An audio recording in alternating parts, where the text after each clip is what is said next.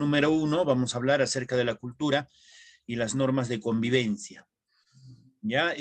Para empezar, nosotros tenemos que recordar que el ser humano, la persona, es un ser eminentemente social. ¿Qué significa? Significa que para poder satisfacer sus necesidades, alimentación, vivienda, etcétera, tiene que interactuar con otras personas. A eso me refiero cuando digo que es social. Como decía Aristóteles, el hombre es un ser zoopoliticón. ¿A qué se refería? Que no puede vivir aislado de los demás, no es un ermitaño. Ya necesariamente para la satisfacción de las necesidades se une con otras personas, convive, interactúa con otras personas, ¿ya?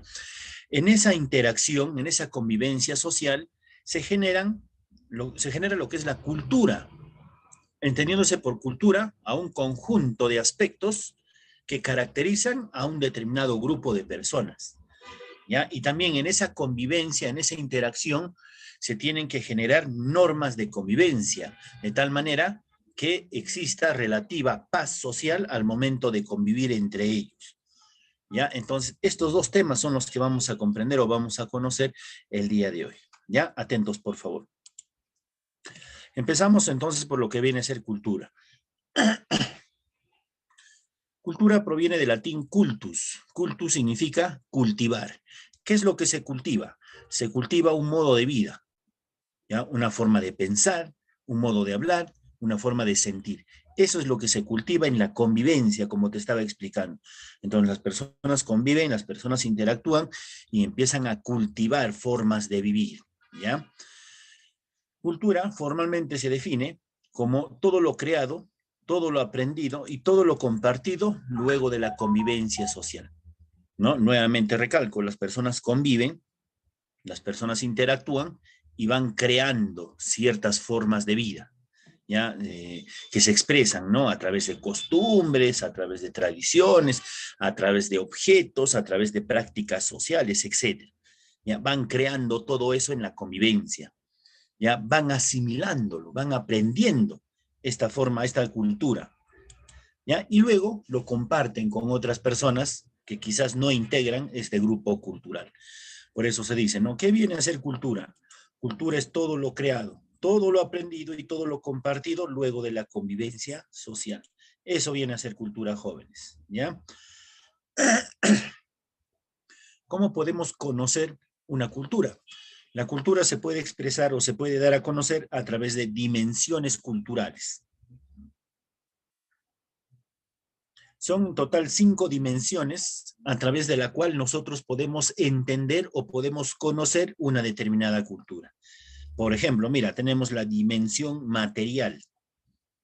La dimensión material de la cultura está referida a todos los objetos tangibles que se producen en la convivencia social, que se producen en la vida cotidiana de esas personas que conforman un grupo cultural.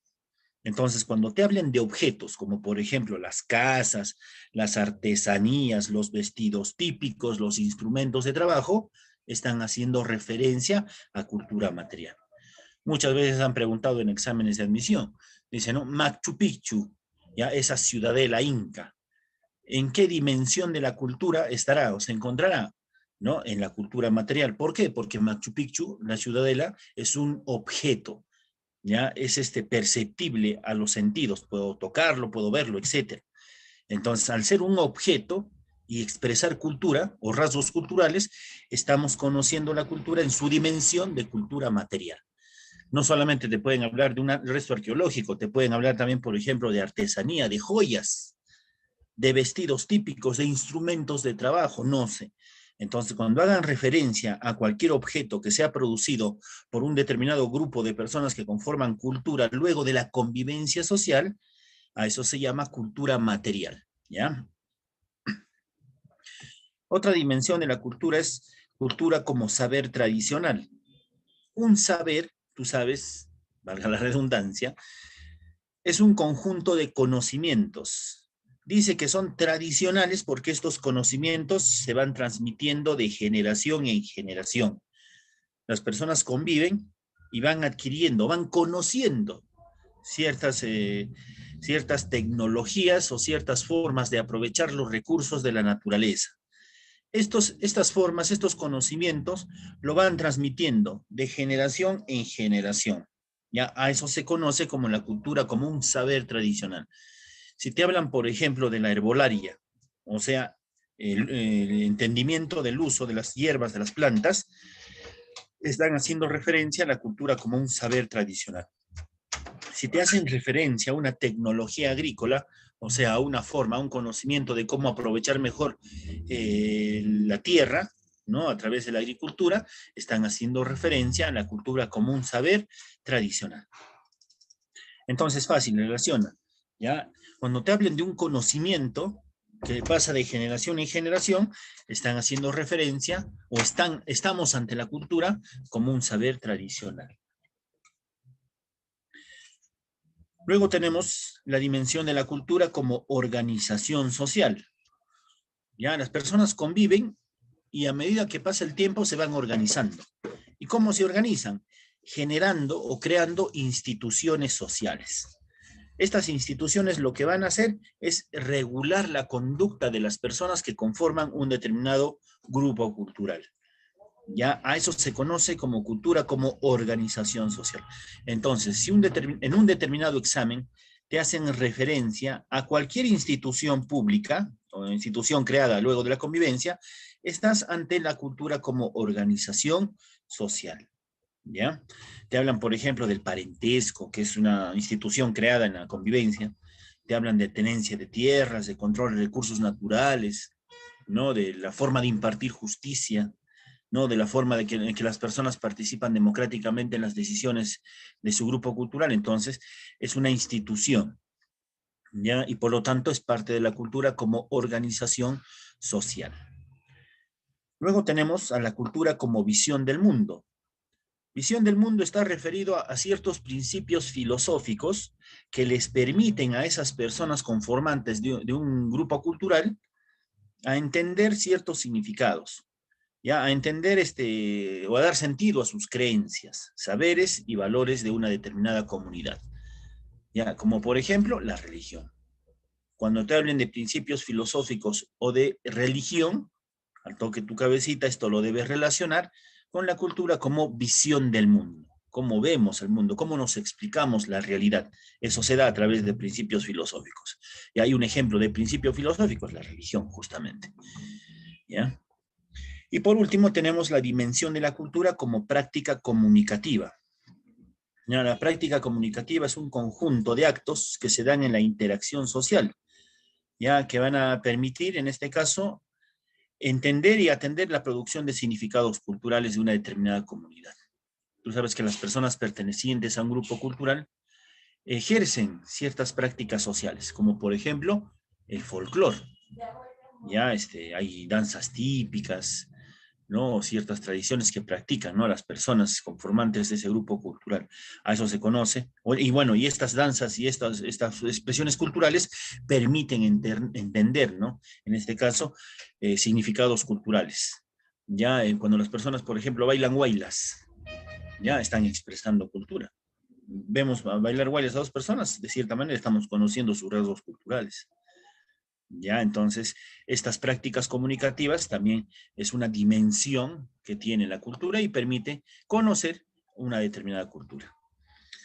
Ya, chicos, entonces, estas son las 5 dimensiones a través de la cual podemos comprender o podemos conocer a una determinada cultura.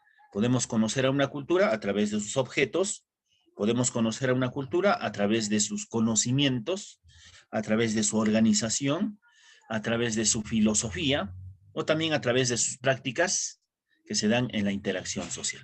¿Ya, chicos? Esas son las dimensiones culturales. No sé si hasta ahí hay alguna duda, alguna consulta. ¿Todo claro?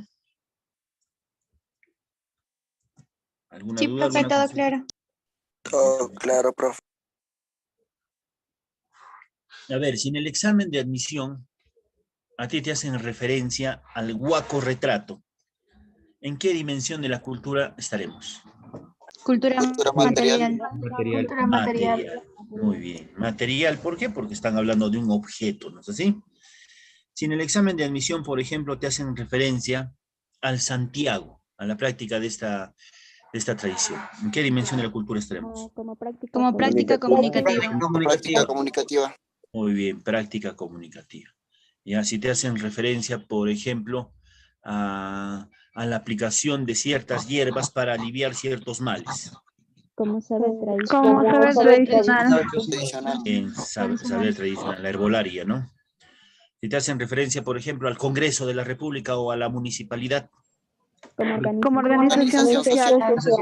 Organización social, ¿no? Si te hablan de principios, de una determinada filosofía, de una ideología.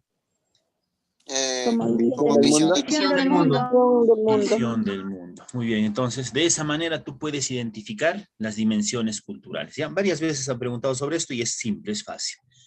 Ya, chicos, continuamos. Hablemos ahora de las características de la cultura. Se dice que la cultura es aprendida, es compartida, es simbólica, es dinámica y a la vez diversa. ¿Ya? ¿Por qué? A ver, entendamos. Se dice que la cultura es aprendida porque una persona adquiere rasgos culturales de una manera consciente o inconsciente. ¿Ya? Aprende, adquiere los rasgos culturales porque quiere hacerlo, porque convive con un grupo de personas y se interesa en el entendimiento de estos rasgos culturales, o también porque lo adquiere de una manera inconsciente, tan solo por convivir con ellos. No está interesado en conocer rasgos culturales, pero en la convivencia va a empezar a asimilarlos. Mira, nosotros hemos crecido con un grupo social, ¿no? Aquí en Huancayo, y conocemos sus rasgos culturales. El Huaylas de Santiago, el Pachamanca, diferentes formas de expresarse en la cultura huanca. ¿Ya? Vamos a suponer una persona que pertenece a esta cultura, se va a vivir a otro lugar, vamos a poner a Lima, para estudiar, se va a Lima, ¿no? En este caso, a convivir con otras personas ajenas a su grupo cultural. Empieza a convivir con ellos, no ha ido a conocer rasgos culturales, sino a estudiar, pero tan solo por convivir con ellos va a empezar a adquirirlos. A eso se refiere cuando dice que se aprende de una manera inconsciente. Ya es un aprendizaje tanto individual como social. O sea, puedes adquirirlo de una manera unilateral o también a través de un grupo social. ¿Ya, chicos? Otra característica de la cultura es compartida. Las personas generan cultura no para guardárselo, ¿no? Sino para compartir, ya en la convivencia social. Ya se dice, ¿no? Que no es un atributo individual, sino de un conjunto de personas como miembros de un grupo, la cultura. Ya por eso se dice que es compartida. La cultura es simbólica, porque se puede expresar, se puede dar a conocer de una manera verbal u oral o de una manera no verbal, a través de símbolos justamente. Tan solo con ver un símbolo, nosotros ya podemos hacer referencia, ¿no? A los rasgos culturales. ¿No? Ahí tienes la esvástica, por ejemplo, ¿no? Que es el símbolo nazi. Tan solo con ver la esvástica, al toque tu cabecita, ya puede direccionarse a ese determinado grupo cultural. Decir, no, los nazis eran etnocentristas, eran clasistas, fascistas, etc. ¿Ya? Y también nacionalistas. Entonces, ya tan solo con ver un símbolo, nosotros podemos entender ciertos rasgos culturales. Es dinámica porque la cultura puede cambiar, puede modificarse en el tiempo. No es estática, no permanece igual siempre. Dependiendo de las relaciones sociales, la cultura puede mutar en el tiempo, puede irse modificando. Mira esas prácticas sociales, como por ejemplo una tradición, puede ir cambiando, modificándose en el tiempo. Como lo que nosotros ya podemos ver, ¿no? El Santiago era una tradición en la cual las personas que se dedicaban a la agricultura y a la ganadería, como una manera de agradecer a la naturaleza por una buena cosecha y crecimiento de animales, bailaban. ¿Sí? Ese era el significado de Santiago. Pero en el tiempo se ha ido desvirtuando, se ha ido modificando. Las personas no se dedican a estas actividades económicas, ganadería o agricultura, pero igual celebran Santiago. Ya festejan esta tradición, ¿no? Como una, ya más que tradición, como una costumbre, ¿no? Por satisfacer quizás otra necesidad de recreación, se podría decir. Ya salen a la calle, ya no llevando animales, cosechas, sino salen a la calle simplemente bailando y luego festejan, pues, ¿no? ¿Qué está pasando aquí? Esta tradición primigenia, que tenía un significado llamado el Santiago, se ha ido modificando en el tiempo. Ya es un ejemplo claro de lo que viene a ser pues esta característica cuando dice que es dinámica. Y por último es diversa. ¿Ya? ¿Por qué se dice que la cultura es diversa? Porque existen varias formas culturales. La cultura no es heterogénea. ¿Qué significa? No todos tienen los mismos rasgos culturales. No es homogénea, sino es heterogénea. Hay diferentes manifestaciones culturales. ¿Ya? Entonces, a eso se refiere cuando dice, por ejemplo, que la cultura es diversa. ¿Ya, chicos? Entonces, esas son las 5 características que tiene la cultura. Hablemos ahora de la diversidad cultural. ¿Qué es diversidad cultural? Es la coexistencia de varias culturas en un mismo lugar, en un determinado lugar. Tú sabes, ¿no? Puede haber una ciudad que albergue varios rasgos culturales. Por ejemplo, ¿no? En Huancayo vivimos no solamente los huancas, también viven, pues, ¿no? Los chancas, los llaneros, etcétera. Personas que tienen su propio rasgo cultural. Y entonces existe diversidad cultural porque coexisten, ¿ya? Interactúan diferentes formas culturales, ¿ya? Y donde obviamente, pues, no se van a presentar, pues, tradiciones distintas, tradiciones diferentes, ¿ya? El Perú se considera un país multinacional, por lo tanto es un país pluricultural. Ya, varias culturas han formado un solo Estado. Por eso la Constitución reconoce al Perú como un país plurinacional. Ya, varias manifestaciones culturales se dan en nuestro país. Esa diversidad cultural que existe en nuestra patria hace, pues, ¿no?, que exista también diversidad lingüística, diversidad religiosa y diversidad étnica. Ya existen diferentes lenguas, ¿no? Se reconocen que existen en el Perú entre 80 y 90 lenguas, incluidas el castellano, el quechua y el aymara. Ya en el Perú, pues no solamente se habla castellano, la Constitución política reconoce que también se consideran idiomas oficiales al castellano y al quechua en los lugares donde predomine su habla. Ya, dado pues no que existe esta diversidad lingüística al ser un país plurinacional. Mira, el castellano es la lengua oficial, según la Constitución, a nivel nacional. Sin embargo, la Constitución dice, ¿no? Castellano, quechua o lenguas aborígenes se considera idiomas oficiales en los lugares donde predomine su habla. Por ejemplo, vamos a suponer, si en Puno la mayoría de las personas hablasen el aymara, entonces en Puno el idioma oficial es aymara. Por lo tanto, en las escuelas tendrían que enseñarse en aymara, las instituciones públicas deberían atender en aymara a los usuarios, etcétera. Ya, entonces a eso se refiere la Constitución cuando dice que las lenguas aborígenes se consideran lenguas oficiales en los lugares donde se predomine, ¿no?, la práctica de esta habla. Chicos, en el Perú también existe diversidad religiosa. Ya nuestro país es un país laico de la religión católica. Ya la religión católica es considerada una manifestación cultural importante a quien el Estado le presta su colaboración. Ya eso dice la propia Constitución política. ¿De qué manera el Estado le presta colaboración a la Iglesia Católica? Profesor, Sí, te escucho. profesor, yo una vez escuché o leí que en el Perú había, o sea, no había 80 ni 90 lenguas, sino había entre 48 lenguas, tanto en la selva como en la sierra, profesor. Ya. El dato que yo pongo acá en la diapositiva es el dato que nos da el Ministerio de Cultura. Ya, el Ministerio de Cultura reconoce que existe entre 80 y 90 lenguas en el Perú. Y en todo caso, ¿cuál será la fuente que habrás leído tú? Ya, pero bueno, no está en discusión la cantidad de lenguas que existe en nuestro país, sino que se reconoce la diversidad lingüística, ya que el Perú respeta, al ser un país plurinacional, que en ciertos lugares se puedan hablar otras lenguas, se puedan practicar, en este caso, lenguas aborígenes, ya, Profesor, con la finalidad de reconocer su identidad cultural. Sí. una pregunta, entonces, ¿en qué parte del Perú se encuentran más lenguas, profesor?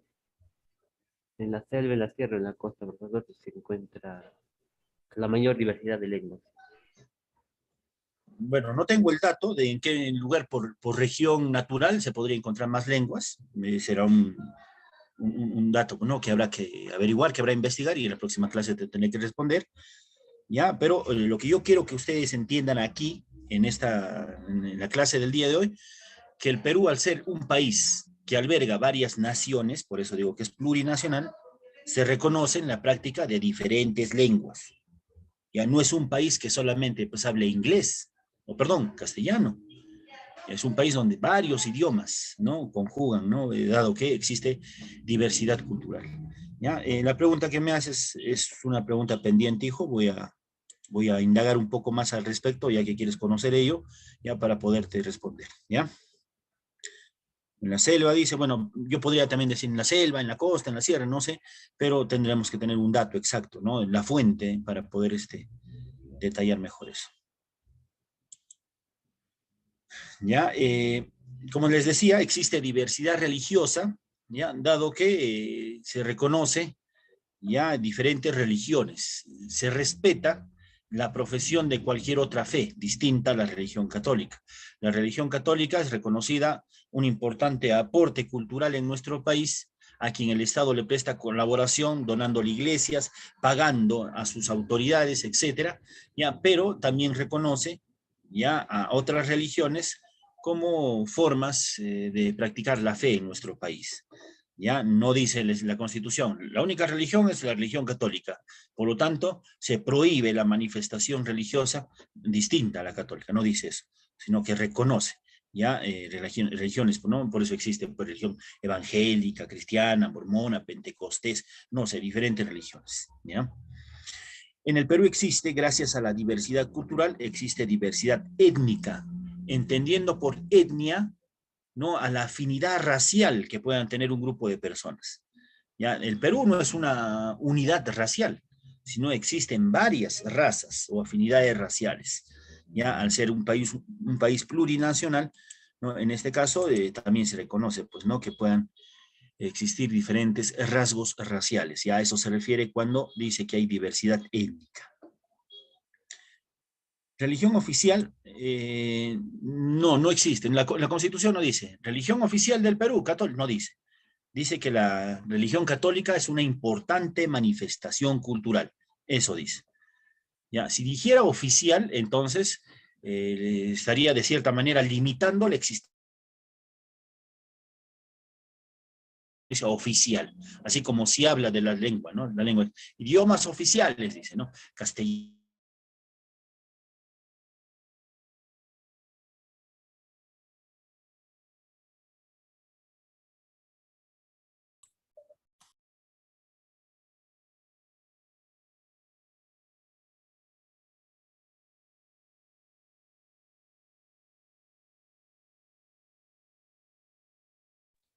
Fer, tu audio se fue.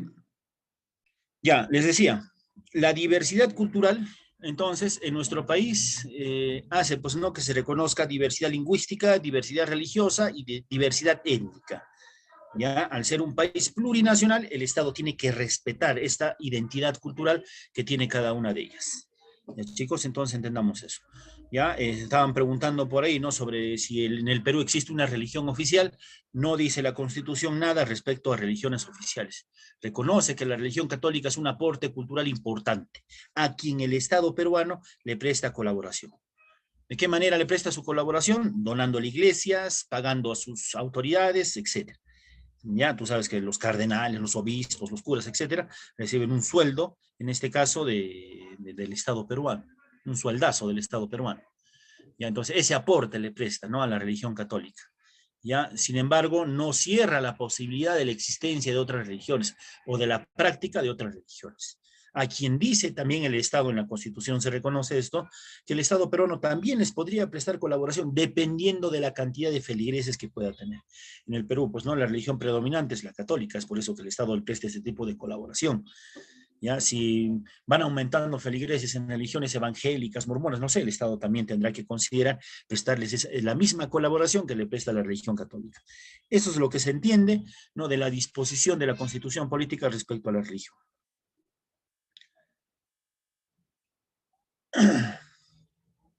Ya, característica, dice que somete a la naturaleza. Ya, el ser social, ya, para poder satisfacer sus necesidades, ¿qué es lo que tiene que hacer? Explotar los recursos de la naturaleza. Ya, entonces la cultura, los rasgos culturales necesitan de los recursos naturales para poder subsistir. Ya, ese grupo de personas. Entonces, a eso se refiere cuando es que somete a la naturaleza. Ya, chicos, continuamos. Ya, hablemos ahora de las actitudes frente a la diversidad cultural. Ya, ¿qué actitudes tiene una persona o qué posición tiene una persona cuando hay diversidad cultural? Hasta aquí nosotros ya conocemos, ya sabemos que el Perú es un país plurinacional o pluricultural. ¿Ya? Ahora, ¿qué actitud tienes tú frente a esta diversidad cultural? ¿Te gusta compartir con otras culturas? ¿Rechazas la existencia de estas culturas? ¿O te mantienes, se podría decir, inerte, no te interesa la diversidad cultural? Entonces, dependiendo qué posición, podemos decir, pues que eres etnocentrista, eres un relativista cultural o eres un interculturalista. Ya dependiendo de la posición, se podría decir en este caso tu actitud frente a la diversidad cultural. Mira, el etnocentrismo es una posición, es una actitud frente a la diversidad cultural en la cual la persona o el grupo cultural pretende convertirse en un referente, desde el cual se debe valorar a otras culturas. ¿A qué se refiere? Esta posición, llamada etnocentrista, cree que su cultura es superior. Dice, no, mi cultura es superior a las demás culturas. Y a partir de esta posición, a partir de esta forma de pensar, se relaciona con las otras culturas, las somete. No se cree superior, ¿no? Dice, no, yo soy superior. Tú tienes que alinearte a mí, no yo a ti. ¿Ya? Entonces yo voy a someterte a ti como posición cultural. ¿Por qué? Porque mi cultura es superior. Eso dicen los etnocentristas. En algunos casos, cuando son etnocentristas radicales, empiezan a agredir, a atacar a otras posiciones culturales, ¿ya? En la cual se puede generar, por ejemplo, la xenofobia, o se podría generar también el chauvinismo. Un etnocentrismo exagerado justamente genera ese tipo de males sociales. Lo habrás visto, ¿no? Pintas en la calle de Huancayo. Muerte a los venezolanos, fuera todos los venezolanos, dice. Esa es una posición etnocentrista, en la cual no toleras la existencia de otras posiciones culturales. Entonces, mira, empiezas a atacar a esas personas simplemente por su posición cultural. ¿Por qué? Porque crees que tu posición es superior. Esa es una manifestación etnocentrista, ya, frente a la diversidad cultural. Profe, Sí, escucho. el caso de los nazis, ellos, Ellos eran etnocentristas. ¿sí, no, profe? Sí, los nazis eran etnocentristas. ¿Qué decían ellos? Ellos decían, nosotros somos una raza aria, que decían, no, una raza pura, superior a cualquier otra raza. Y a partir de esta posición trataron de exterminar a otro grupo cultural que eran los judíos. Entonces, un ejemplo claro, ¿no? De un etnocentrismo radical, de un etnocentrismo exagerado. ¿Ya? Ahora, la posición... Profe, dijo que el chauvinismo era como un etnocentrismo exagerado. es un mal que se genera luego de un etnocentrismo exagerado. Ah, ya. ¿Ya? Ser etnocentrista no es malo. Ya no vayan a pensar ustedes que una persona que tenga esta posición etnocentrista es malo, no es así. El etnocentrismo genera nacionalismo, que es lo que nos falta a nosotros. ¿No? A nosotros nos van a traer algo foráneo, algo extranjero, y nosotros lo vamos a asimilar rápidamente. Ya no tenemos mucho una posición nacionalista. El etnocentrismo contribuye al nacionalismo, pero cuando ya se exagera siendo etnocentrista, se genera esos males sociales, como son, como te decía, pues, ¿no? La xenofobia, que implica atacar, pues, ¿no? A los extranjeros, por simplemente teniendo en cuenta su nacionalidad, ¿ya? O el chauvinismo, ¿no? En el cual crees que todo lo que es de tu entorno nacional es mejor que lo extranjero, lo foráneo, tan solo por ser de tu nación. ¿Ya? Entonces, esas posiciones se puede generar, pues, no gracias a un etnocentrismo. Cuando se habla de etnonacionalista, mira, etnia, como te decía, es una afinidad racial. Es cuando una persona que pertenece a cierto grupo racial se cree superior a otras afinidades raciales. ¿Ya? Y un etnonacionalista es que a partir de tu afinidad racial, ¿no? Tú empiezas a valorar lo que pertenece a tu nación. Etnonacionalista. ¿Ya? Pero un etnocentrista es etnocentrista, ¿no? Es como el egocentrista. Cree que todo gira a su alrededor. El etnocentrista dice, pues no, mi posición cultural es superior y todos deben girar en razón, ¿no? A estas posiciones culturales que tengo yo. Ya se cree superior, pues no, a las demás culturas. Ya el relativista cultural, esta posición indica, pues no, que todas las culturas son iguales entre sí, merecedoras del mismo respeto, pero sin embargo, no fomenta la interacción con otras culturas. Es un relativista cultural.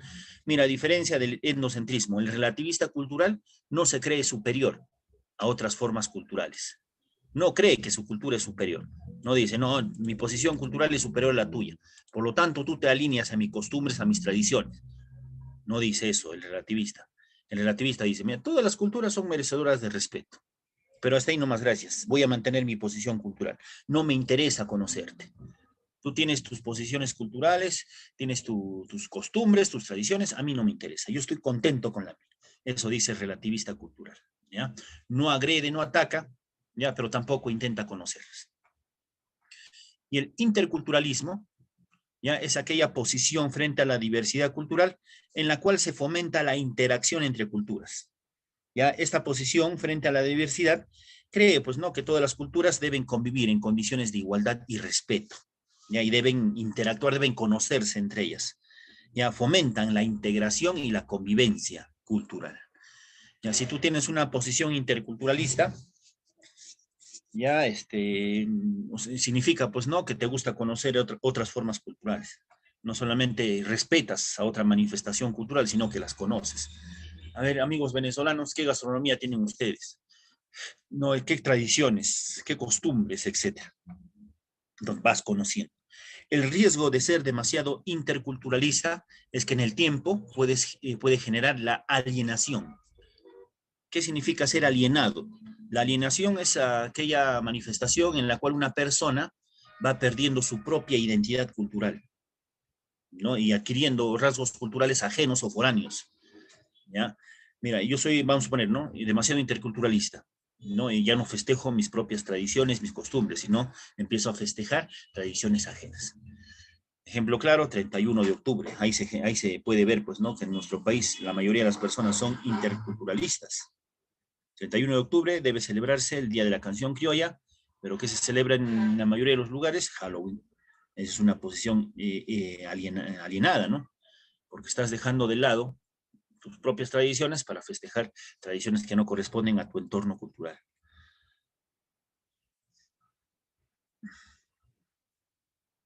A ver, etnocentrismo es cuando ves a otras culturas. No. A ver, mira, estamos hablando de la posición frente a la diversidad cultural. Inevitablemente, las personas conviven con otras culturas. Eso sucede en nuestro entorno. Nosotros vivimos en Huancayo. ¿En Huancayo solamente hay huancas o hay diferentes formas de cultura? Hay diferentes, ¿no es así? Entonces, es inevitable que las personas convivan con otras posiciones culturales.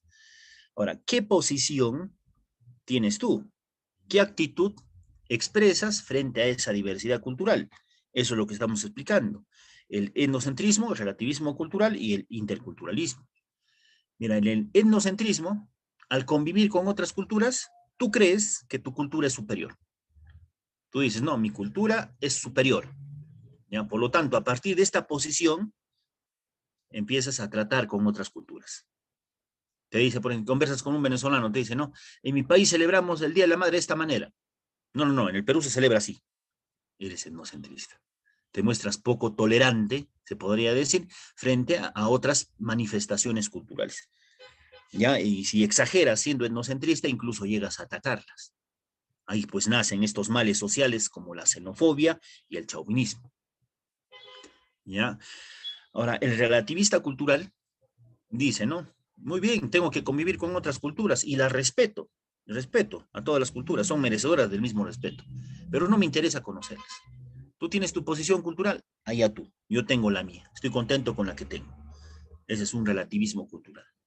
¿Ya? Un problema de relativismo es que genera parálisis cultural. Siempre se mantienen estáticos, no conocen nada nuevo, no cambian nada en esa forma de convivencia.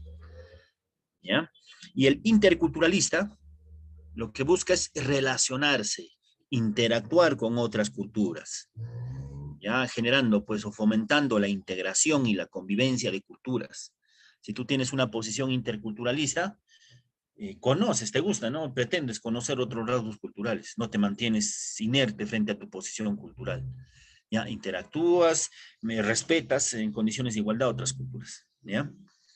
Lo malo del interculturalismo exagerado es que puedes en el tiempo convertirte en un alienado, ya entendiéndose por alienación, como les decía, la pérdida de la propia identidad cultural. ¿Ya? Eso puede generarse. Entonces, esas son las tres posiciones que existen frente a la diversidad cultural. A partir de ello, te van a dar en el examen de admisión diferentes características, ya que tú puedes fácilmente reconocer, ya habiendo entendido en qué consiste cada una de estas posiciones.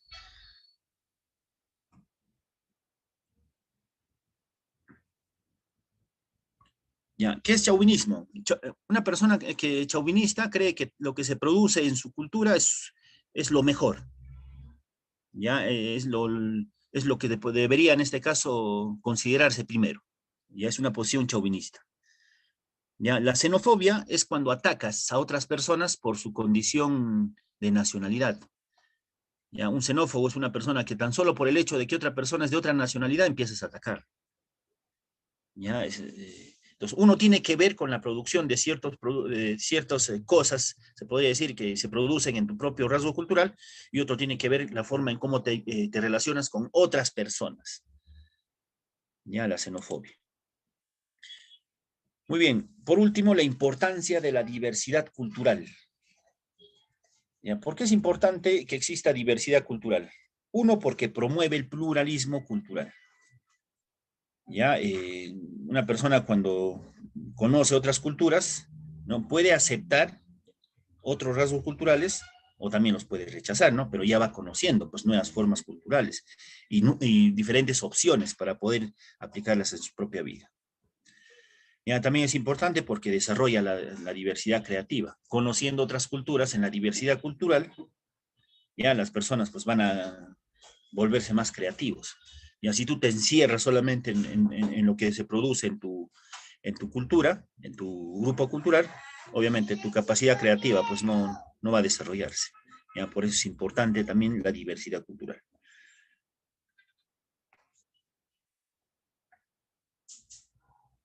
Claro, por eso dice importancia de la diversidad cultural. ¿Ya? Diversidad cultural, ¿no? Donde existen varias culturas y obviamente la persona se interesa en conocer esas culturas. Justamente ese pluralismo va a nacer pues a partir del interculturalismo, porque puede haber pluralismo cultural en un determinado lugar, pero si tienes posiciones etnocentristas o relativistas, obviamente no va a haber, pues no se va a desarrollar no se va a desarrollar, por ejemplo, la diversidad creativa, etcétera. Ya, chicos, entonces, eso respecto a la cultura. Ya, no sé si tienen alguna otra duda, alguna otra pregunta. Ahora yo les pregunto. Al costado de mi casa hay una señora que celebra en todos los meses de mayo, celebra Santiago. Ejemplo nomás, yo sé que ahorita no se puede nada de eso. Ya celebra Santiago. Los meses de julio, siempre celebra Santiago. No tiene chacra, no tiene animales, pero celebra. Contrata su grupo musical, ¿no? Y empiezan a tomar, a hacer bulla ahí. Yo entonces molesto frente a este hecho, ¿no? Empiezo a agredir a mi vecina. Empiezo a gritarle, ni siquiera tienes chacra, ni siquiera tienes animales, estás festejando, Santiago, haciendo bulla. No, también los borrachos que están en la calle. ¿Qué posición tengo frente a esta diversidad cultural? Etnocentrismo, exagerado, pero... Etnocentrismo. Claro, un etnocentrismo, ¿no? Un etnocentrismo. Ya, por ejemplo, una persona le gusta escuchar, rechaza escuchar la música oriunda de nuestro país, ¿no? Y le gusta escuchar mejor música extranjera, ya el rock en inglés, no sé. ¿Qué posición tiene frente a esta diversidad cultural? Interculturalismo. Interculturalismo, ¿no? Un poco exagerado, ¿no? Porque ya está convirtiéndose en xenófobo, perdón, en alienado, ¿no? Pierde su cultura. Claro, su propia identidad cultural se va extinguiendo. Profe, como que estas actitudes en extremo de las tres son, o sea, tienen consecuencias malas en los tres. Buenas y malas, pues, ¿no? Pero ¿cuál de las Ujú. tres sería mejor? ¿Qué posición El sería la mejor? interculturalismo. Claro, ¿no? Porque genera de cierta manera paz social. Imagínate si todos los peruanos fuéramos etnocentristas. Ya, entonces estaríamos en constante lucha, agrediendo quizás a los venezolanos. Ahorita, ¿no? Que estamos conviviendo con un montón de venezolanos y no habría paz social. En la calle estarías viendo peleas entre peruanos y venezolanos. No seríamos tolerantes, ¿no? Frente a esta realidad que se tiene en nuestro país. Entonces, ¿por qué ellos vienen acá al Perú? Porque la mayoría de nosotros tenemos la posición interculturalista, les recibimos con los brazos abiertos. No le decimos, ¿de dónde eres? ¿De Venezuela? Bienvenido. No, toma mi casa, toma mi negocio. Te va a robar, pero igualito, toma mi casa, toma mi negocio. No, pero no en todos los casos, ¿no? Pero hay buenos venezolanos también que han venido a nuestro país, ya que están contribuyendo. Hay venezolanos médicos que están ahorita batallando contra este virus. Ya, venezolanos honestos, respetuosos. Ya, pero hay otros, ¿no? Que sí, lamentablemente han venido a delinquir nada más. Ya, pero nosotros somos buena gente, pues, ¿no? Tenemos una posición interculturalista.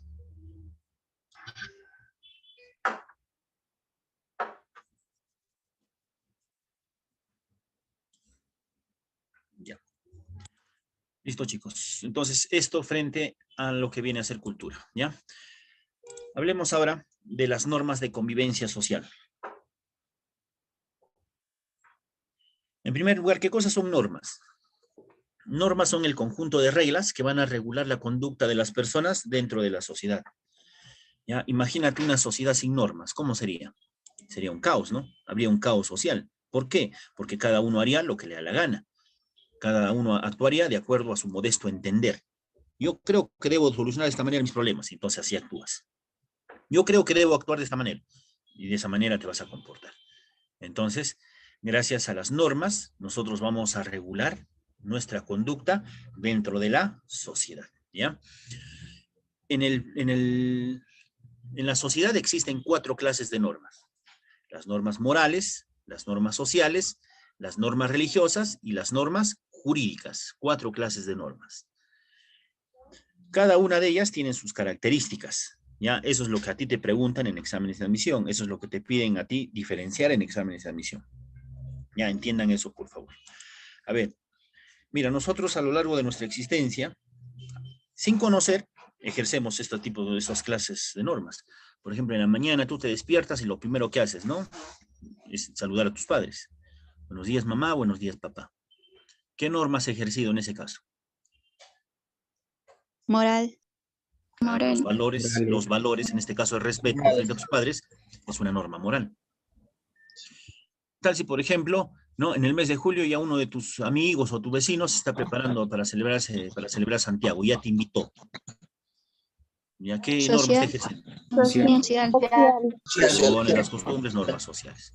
Estás caminando en la calle y de repente pasas delante de una iglesia y te persinas. Religioso. Religioso.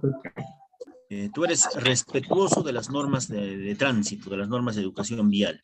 Ya, cuando ves un semáforo de color rojo, en color rojo, te detienes. Espera que cambie color, ¿no? ¿Qué norma estás respetando? Jurídicas. Una norma jurídica. Entonces te das cuenta, en nuestra vida diaria están inmersas estas normas, pues, ¿no? Que nosotros lo practicamos, hay veces incluso sin darnos cuenta. ¿Ya? Entonces, pero sin embargo, lo que tú tienes que aprender o conocer y diferenciar son las características que tiene cada una de ellas. Hablemos de las normas morales. Las normas morales son el conjunto de reglas que provienen de la propia conciencia del individuo. ¿Qué quiere decir? Que las normas morales nacen en tu propia conciencia. No nacen en el exterior, sino en tu interior. ¿Dónde? En tu conciencia. Luego de un juicio de valor que tú has realizado en ese lugar. ¿No? Las normas morales se ejercen, se exteriorizan a través de valores. Ya, profe, pero los valores no han nacido en mi conciencia, han nacido en mi familia. Mi mamá me ha dicho que sea respetuoso, que sea solidario. Claro, excelente. Lo que han hecho tus papás o tu familia, incluso también tus profesores, es inculcarte el significado de un determinado valor. Ya, por ejemplo, te dice, ¿no? A ver, acá hay una pregunta. Profesor, el ejemplo que dio de respetar el semáforo no podría ser una norma moral, aparte de una norma jurídica. Hay actitudes que pueden ser ejemplo de varias normas. Por ejemplo, no robar. ¿Qué norma es? ¿Qué clases de norma es? ¿Quién me puede Moral decir? y jurídica. Es una norma moral porque la honestidad Moral y es un valor. jurídica. ¿Ya? También es una norma religiosa. Tú habrás escuchado, ¿no? Los 10 mandamientos, ¿qué dice? No robar. Y también es una norma Social jurídica. también. Social, profesor. Y ya también podría catalogarse como social porque está dentro de la esfera del respeto por los demás. Porque robando no estás respetando a tu prójimo. Y las normas sociales lo que buscan es el respeto por los demás. También buen ejemplo. Norma social. Entonces, una actitud puede ser parte de diferentes normas. Ya, pero sin embargo, yo quiero que te des cuenta de la característica que tiene cada una de las normas, ¿ya? Para que puedas tú, en este caso, diferenciar cuándo es cada una de estas clases, ¿ya? Te decía, los valores pueden haber nacido en tu familia, en tus padres, en tu escuela, no sé. ¿Ya? Sin embargo, no todos tienen los mismos valores. Ya lo que hace la familia, la escuela, los padres es inculcarte el significado de ese valor. Te dice, mira, ser honesto es esto. Esto significa ser honesto. Entonces, ¿tú qué es lo que has hecho? Interiorizaste. ¿Dónde? En tu conciencia. Y tú dijiste, no, qué bonito es la honestidad. Entonces va a ser parte de mis normas morales. Yo voy a practicar la honestidad. Otros que han dicho, qué horrible es la honestidad. No, no, no, no, desterrado, fuera, no va conmigo. Y por lo tanto son deshonestos. Ya entonces te das cuenta, mira, ¿dónde nace una norma moral? En tu propia conciencia. Luego de un juicio de valor. Entiendes el significado de este valor, lo interiorizas, algunos lo adoptan, otros lo rechazan. Por eso no todos tienen las mismas normas morales. ¿Ya? Entonces, ¿cómo se exterioriza una vez que has hecho este juicio de valor en tu conciencia? Se exterioriza practicando valores en la sociedad.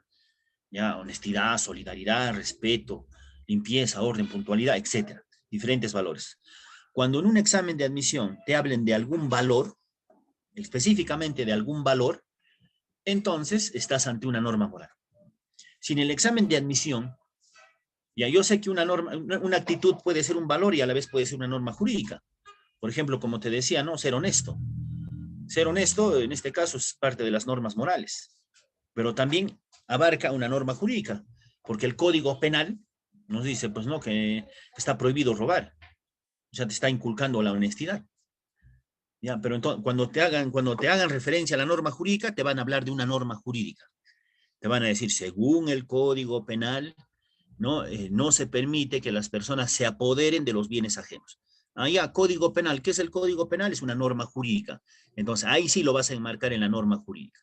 Pero si te hablan simplemente del significado de ese valor, entonces estás ante la norma moral.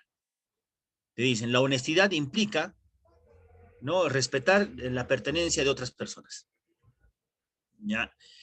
Eso es. Entonces, si están hablando del significado del valor, al toque tu cabecita debe enfocarse en la norma moral. ¿Ya?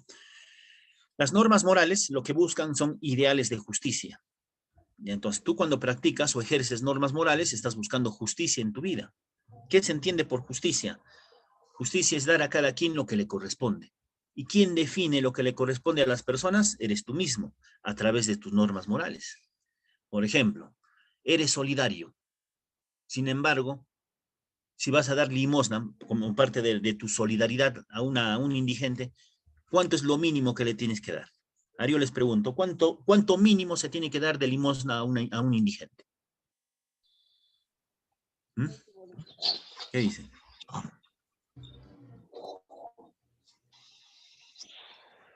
¿Cuánto es lo mínimo que tienes que dar de limosna a una persona que te solicite, ¿no? En la calle? La mitad de lo que posees tú. 10 La más. mitad de lo que posees. Mira, esa es la idea de justicia del compañero. Él dice, ¿no? Yo tengo impregnado dentro de mí, dentro de mi forma de actuar, la solidaridad. Entonces, si un indigente me pide a mí limosna, ¿no? Mi idea de justicia es darle la mitad de lo que poseo. Si en ese momento tengo 10 soles, le tengo que dar 5 soles. Si en ese momento tengo 100 soles, le tengo que dar 50 soles de limosna. La mitad de lo que poseo. Esa es la idea de justicia que tiene su compañero. Otro dirá, no, hay que darle todo. Todo lo que yo tengo, le tengo que dar al indigente. Esa es tu idea de justicia. No, le tengo que dar máximo un sol. No, tenga lo que tenga, máximo le doy un sol. Esa es su idea de justicia. Entonces, ¿qué es lo que se busca a través del ejercicio de las normas morales? ideales de justicia. Y la justicia es diferente para cada uno de nosotros. No todos tenemos la misma idea de justicia. La justicia no es general, no es para todos por igual. Pues lo que para mí es justo, quizás para ti no lo sea. Si tú me ves en la calle, por ejemplo, dándole un sol a un indigente, tú puedes decirme, qué tacaño es ese profesor, ¿qué va a hacer con un sol? No, yo le daría mínimo 5 soles. Y bueno, eso es tu idea de justicia. ¿Ya? Entonces, nosotros esperamos realizar o hacer justicia a través del ejercicio de las normas morales. ¿Ya? A eso se refiere cuando dice que las normas morales buscan ideales de justicia.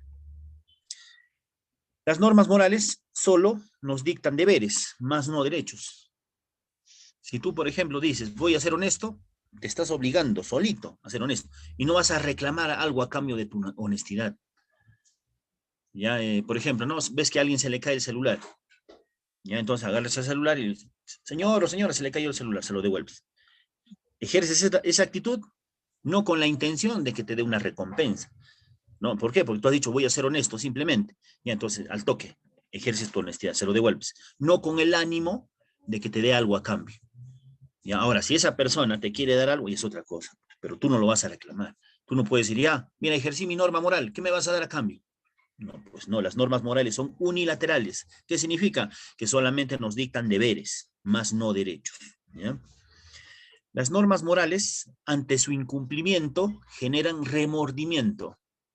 O sea, te vas a sentir mal contigo mismo cuando incumplas tus normas morales. Voy a ser honesto. Ya eso dije, ¿no? Voy a ser honesto. Veo que a alguien se le cae el celular, ¿no? Entonces estoy inclinado a devolvérselo, pero digo, ¡ay, qué bonito está este celular! Mira, un iPhone de última generación. No, mejor me lo guardo. Ya en ese momento quizás pues no vas a sentir de cierta manera satisfacción, pero más adelante vas a sentir remordimiento, te vas a sentir mal. Ya, algunos van a decir, no, si yo me encuentro un iPhone de última generación, en todo momento voy a estar feliz. Claro, es que dentro de ti no estaba la honestidad. Entonces no te vas a sancionar por algo que no tenías. Entonces, si no eras honesto, entonces al no entregarse el celular a esta persona, entonces no vas a sentir ningún tipo de sanción, ningún tipo de remordimiento. Pero las personas que sí tenían dentro de sí ser honestas, en la noche quizás no van a poder dormir. Ya van a buscar, pues, ¿no? En sus contactos cómo devolver el celular o el iPhone a esa persona. Ya, eso se llama remordimiento. El remordimiento es una sanción a aquellas personas que incumplen normas morales. Y por último, las normas morales son incoercibles. ¿Qué significa incoercibilidad? Significa que el Estado no participa para sancionar a una persona que incumple sus propias normas morales. Salvo que la norma moral a la vez sea una norma jurídica. Ahí sí participa el Estado. Como en el caso de la honestidad, ¿no? Por ejemplo, ¿no? Una persona le roba la cartera o le roba el celular a otra. ¿El Estado participa o no para sancionar a esa persona que está robando? ¿Qué Sí, dice? participa. Sí, profe. Sí. ¿De qué manera participa el Estado?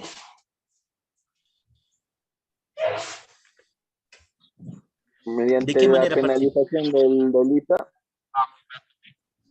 Ya, pero ¿de qué manera participa el Estado? Mediante Dándole la una Policía sanción. Nacional. Ya, ¿qué hace la Policía Nacional?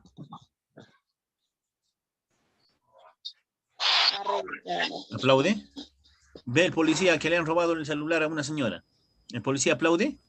¿O persigue y captura al No. delincuente?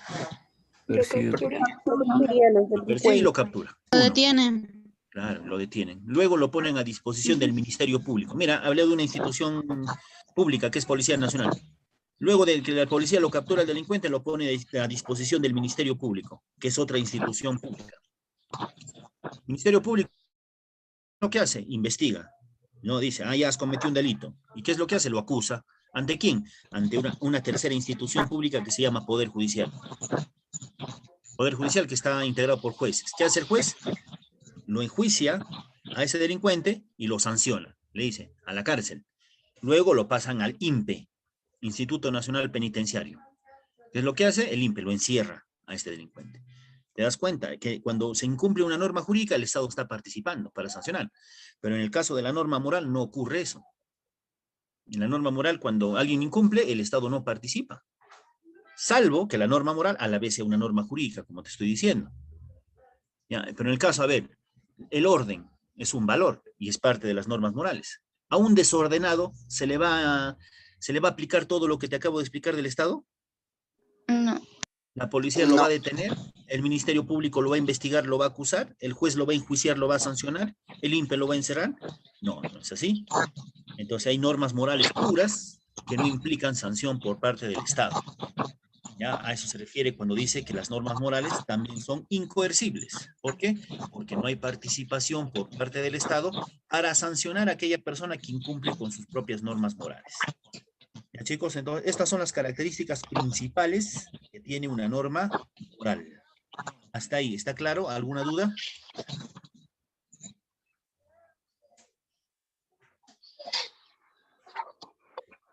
¿Todo claro, chicos? ¿Alguna duda?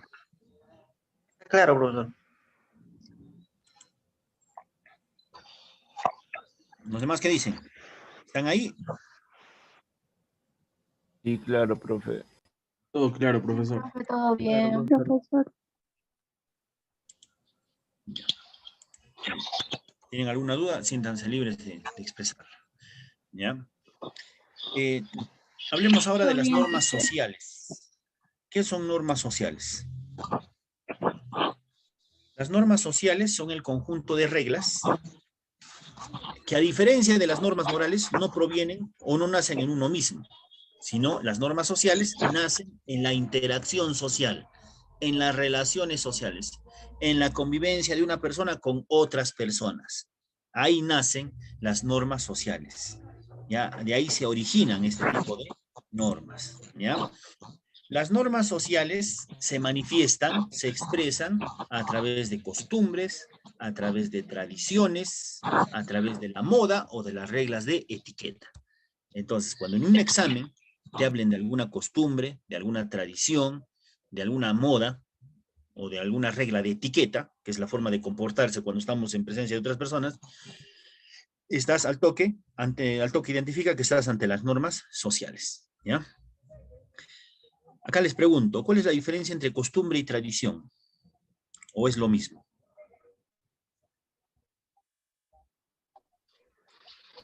Si yo digo, una persona... La costumbre es un hábito, profe, ¿Ya? y la tradición costumbre es es un hábito.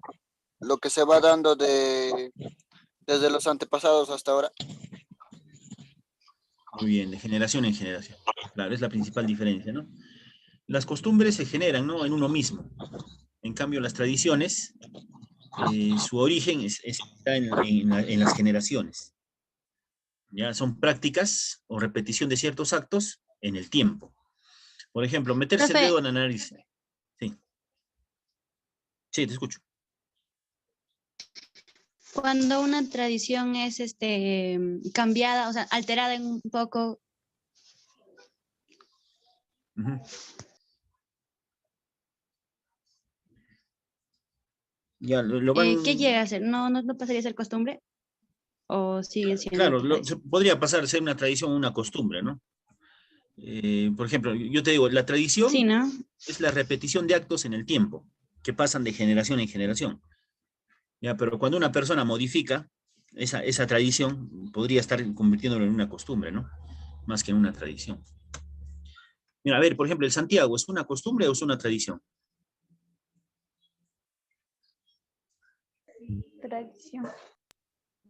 Tradición. Claro, porque su práctica viene de generación en generación. Tus abuelos bailaban ¿Costumbre? Santiago, tus papás lo bailaban, ahora tú también lo bailas. Bueno, ahora no, ¿no? Porque estamos en restricciones sociales. Entonces es una tradición. Pero, por ejemplo, meterse el dedo a la nariz, ¿será una costumbre o una tradición? Costumbre. Costumbre. Una Una mala costumbre. costumbre incluso, ¿no? Una mala costumbre. ¿Ya? Entonces, la principal diferencia entre costumbre y tradición es pues lo generacional. Las costumbres nacen en ti mismo, no en tu generación. Y en cambio las tradiciones sí, es generacional, va pasándose de generación en generación. ¿Ya? Y otra gran diferencia es lo cultural. Las tradiciones no necesariamente son culturales, en cambio las costumbres sí. Perdón, al revés. Las costumbres no necesariamente son culturales, en cambio las tradiciones sí, son culturales. ¿Ya? Expresan cultura las tradiciones.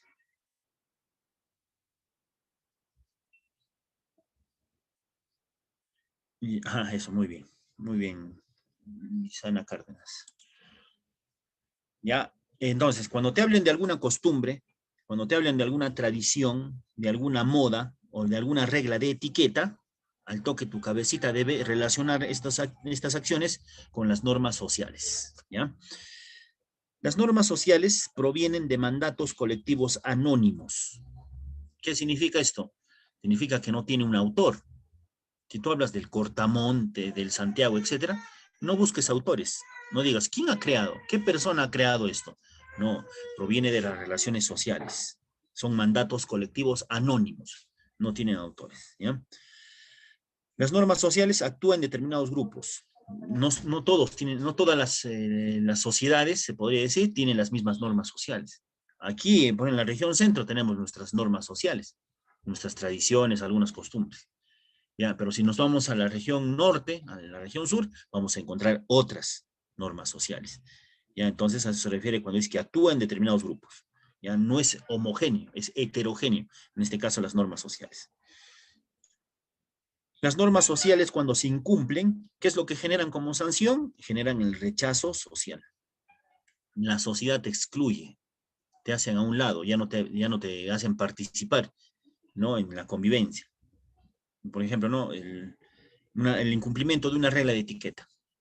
Vas a comer un grupo de amigos y no tienes reglas de etiqueta, ¿no? Al momento de ejercer este acto, ¿no? Comes con la boca abierta, hablas con la boca llena, escupiendo tu bolo alimenticio, etcétera, ¿no? Entonces, ¿qué va a pasar como sanción?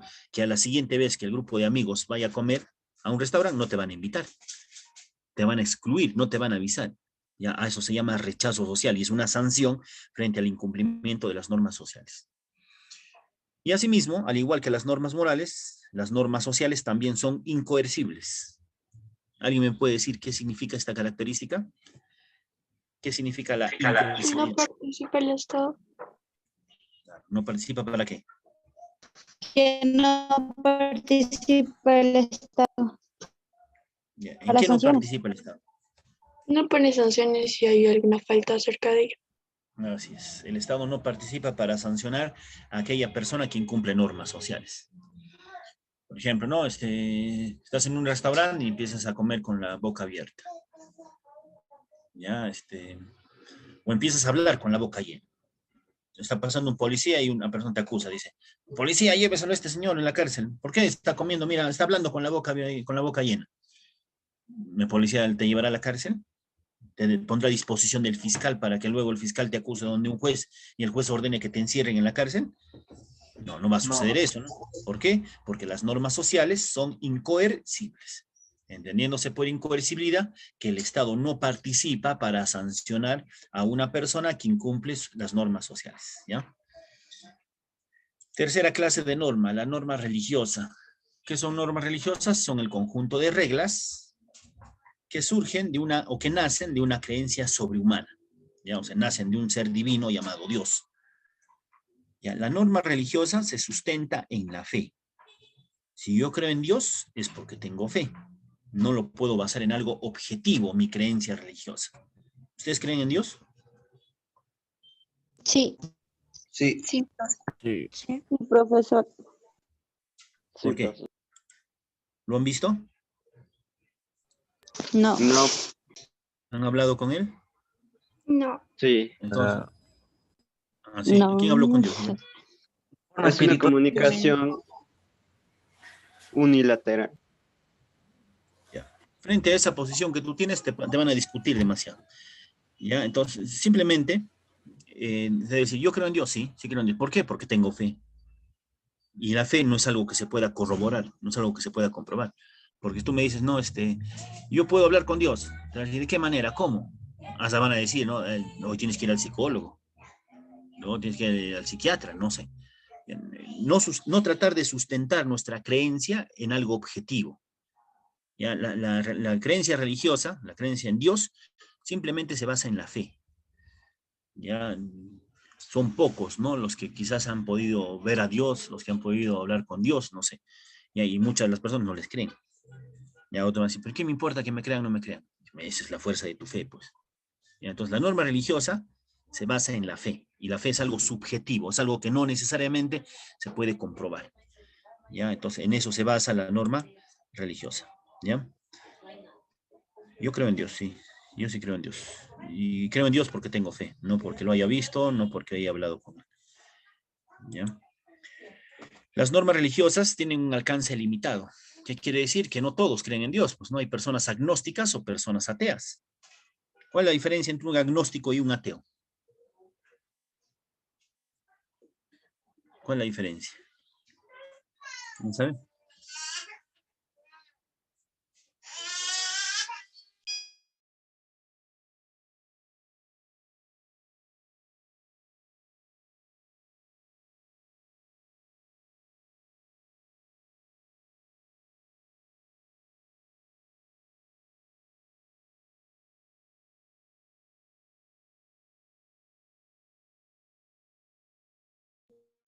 Profe, hay respuestas en el...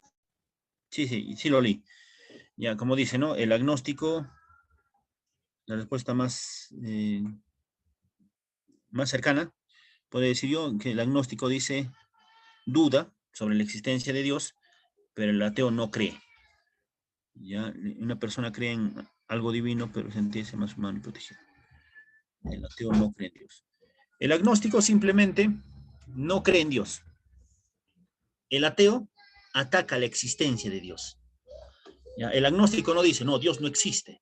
No, el agnóstico dice, no, yo no creo en Dios. ¿Ya?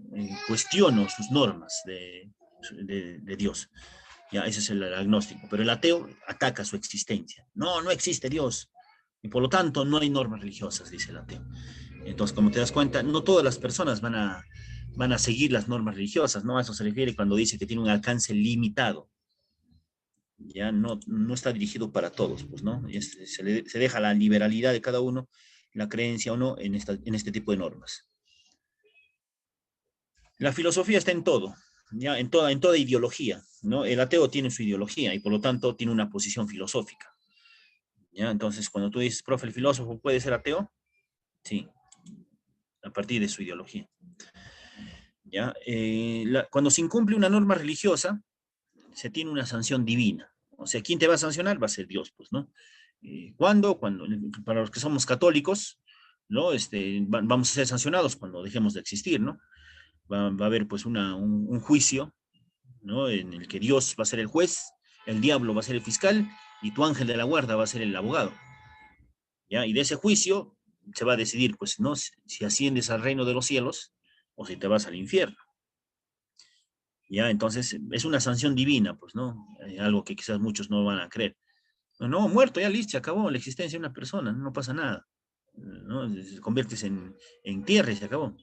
No, pero los que creemos en Dios, justamente de cierta manera tenemos temor, ¿no? Al día de nuestro juicio final, cuando dejemos de existir, porque ahí se va a decidir si vamos a ascender al reino de los cielos o nos vamos a ir al infierno. Hay una sanción divina.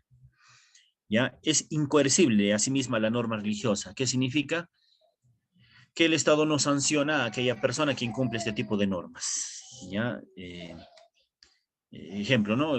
Yo no rezo el rosario todos los días.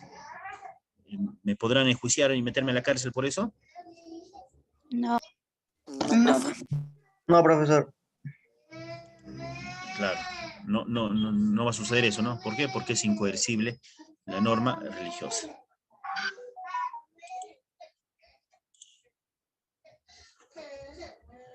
Ya, acá pregunta, ¿no? ¿Crees en la reencarnación? La verdad no creo en la reencarnación. Yo creo que la existencia de una persona termina, ¿no? Con su muerte. No creo que muere y después reencarna, ¿no? Por ejemplo, en un animal o en otra persona. No creo en ello. ¿Ya? Entonces, esas son las características principales de las normas religiosas. Y por último, chicos, las normas jurídicas. A ver, un ratito, por favor.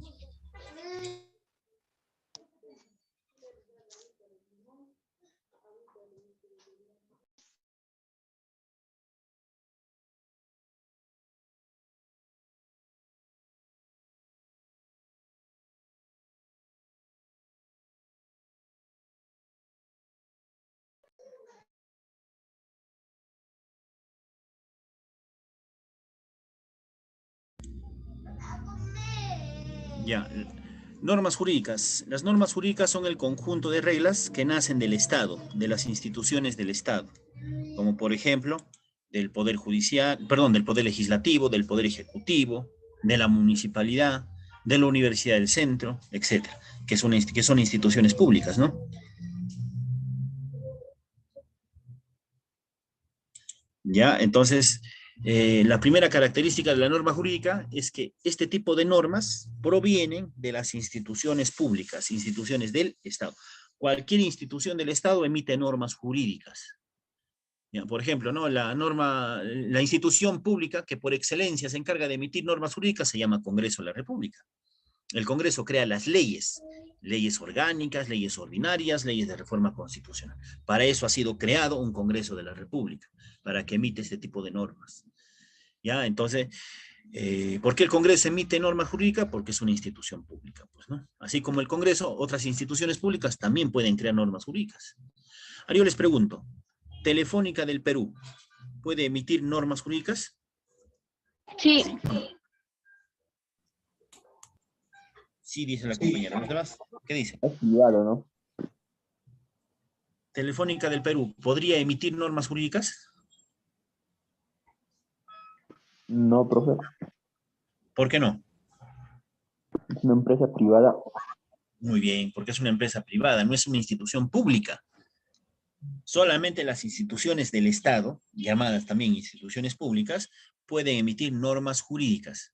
Las instituciones privadas podrán emitir disposiciones respecto a sus relaciones con las personas con las cuales ha contratado, pero no van a ser normas jurídicas. O sea, no es obligatorio el cumplimiento de estas normas y no van a generar sanción por parte del Estado frente a su incumplimiento. Telefónica del Perú dice, no, se sube de la línea telefónica. Bueno, si quiero, pago más, si no, me salgo de este contrato, ¿no? No es obligatorio que cumpla esta disposición. Pero si el Estado emitiera una norma jurídica, entonces ahí sí estoy obligado a cumplirlo, porque si no va a haber sanciones como las que hace un momento te explicaba, ¿ya? Entonces, cuando te pregunten, ¿de dónde proviene una norma jurídica? De las instituciones públicas, también conocidas como las instituciones del Estado. El conjunto de normas jurídicas se le llama ordenamiento jurídico. Tú sabes, ¿no? Que dentro de un Estado no solamente hay una norma jurídica, hay varias. Como por ejemplo, existe una constitución, existen tratados, existen leyes, existen decretos, resoluciones, ordenanzas, etcétera. Diferentes normas jurídicas. A este conjunto de normas jurídicas se le llama ordenamiento jurídico. Ya alguna vez habrán estudiado ustedes la pirámide de Kelsen, ¿no? Hans Kelsen, una pirámide la divide en 3 partes y empieza a organizar a las normas de acuerdo a su jerarquía. A eso le llaman ordenamiento jurídico, ¿ya? Las normas jurídicas son bilaterales. ¿Por qué? Mira, a diferencia de las normas morales que eran unilaterales. ¿Por qué te dije que eran unilaterales las normas morales? Porque solamente nos dictaban deberes. En cambio, las normas jurídicas son bilaterales porque generan tanto deberes como derechos. Por ejemplo, el Estado a través de una norma jurídica nos dice paga impuestos. ¿Ya? Y entonces todo ciudadano paga sus impuestos, es un deber. Pero así como paga impuestos, también reclama un derecho. Dice, ya pagué mi impuesto, ahora genera obras públicas, pues, en beneficio de la población. Ya hemos pagado nuestros impuestos, ¿dónde están las pistas? ¿Dónde están las carreteras, los puentes, los hospitales, los colegios, más universidades públicas, etcétera? Entonces, como te das cuenta, las normas jurídicas van a generar deberes y a la vez también derechos. Por eso se dice que son bilaterales, ¿ya? Las normas jurídicas tienen un alcance general. ¿Qué significa? Que está dirigido para todos. A diferencia de las otras normas, ¿no? Que puede ser un alcance limitado. ¿Ya? Las normas jurídicas, en cambio, es para todos. El Congreso emite una ley. No hay persona exenta del cumplimiento de la ley. No puede decir una persona, no, las leyes son para ustedes, para mí no. No es así. Para todos. El cumplimiento, en este caso, sería obligatorio. A eso se refiere cuando dice que tiene un alcance general, ¿ya? Las normas jurídicas son coercibles y además coactivas. Ya te decía, la coercibilidad implica la participación del Estado para sancionar a aquella persona que incumple sus normas. Y coactividad implica el ejercicio de la fuerza física por parte del Estado para sancionar a esa persona que incumple con sus normas. Mira, el Estado es coactivo, por ejemplo, cuando va a un negocio y le embarga sus cosas porque no pagó sus tributos. Tú habrás visto, ¿no? El Estado, ¿cómo actúa? Primero le notifica, le dice, paga tus impuestos. ya a través de la SUNAT. Va a una tienda, un restaurante, paga tus impuestos. No hace, no cumple con esta disposición, entonces lo multa, cierra su local.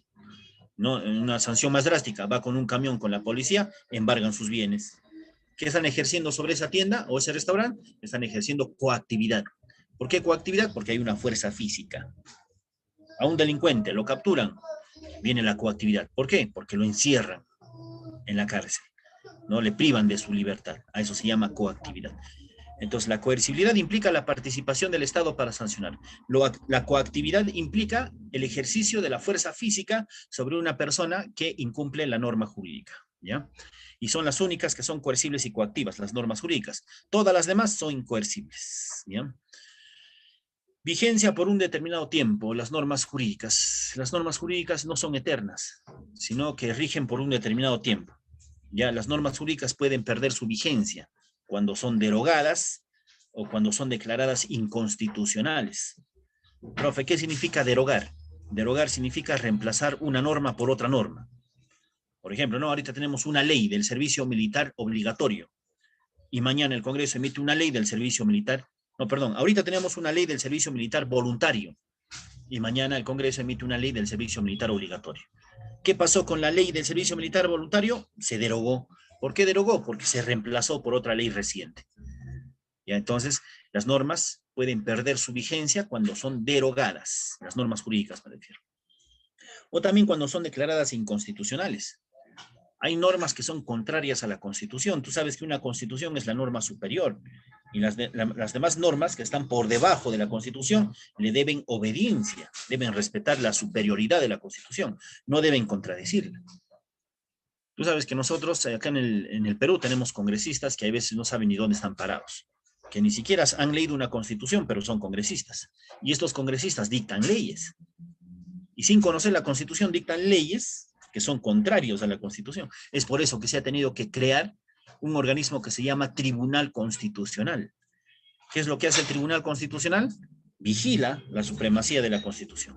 Cuando el Congreso emite una ley que contradice a la Constitución, ¿qué es lo que hace? Declara su inconstitucionalidad. Y por lo tanto, la ley pierde su vigencia. ¿Ya? Entonces a eso se refiere cuando dice que tienen una vigencia por un determinado tiempo. ¿Ya? Disculpen, chicos, un ratito, por favor.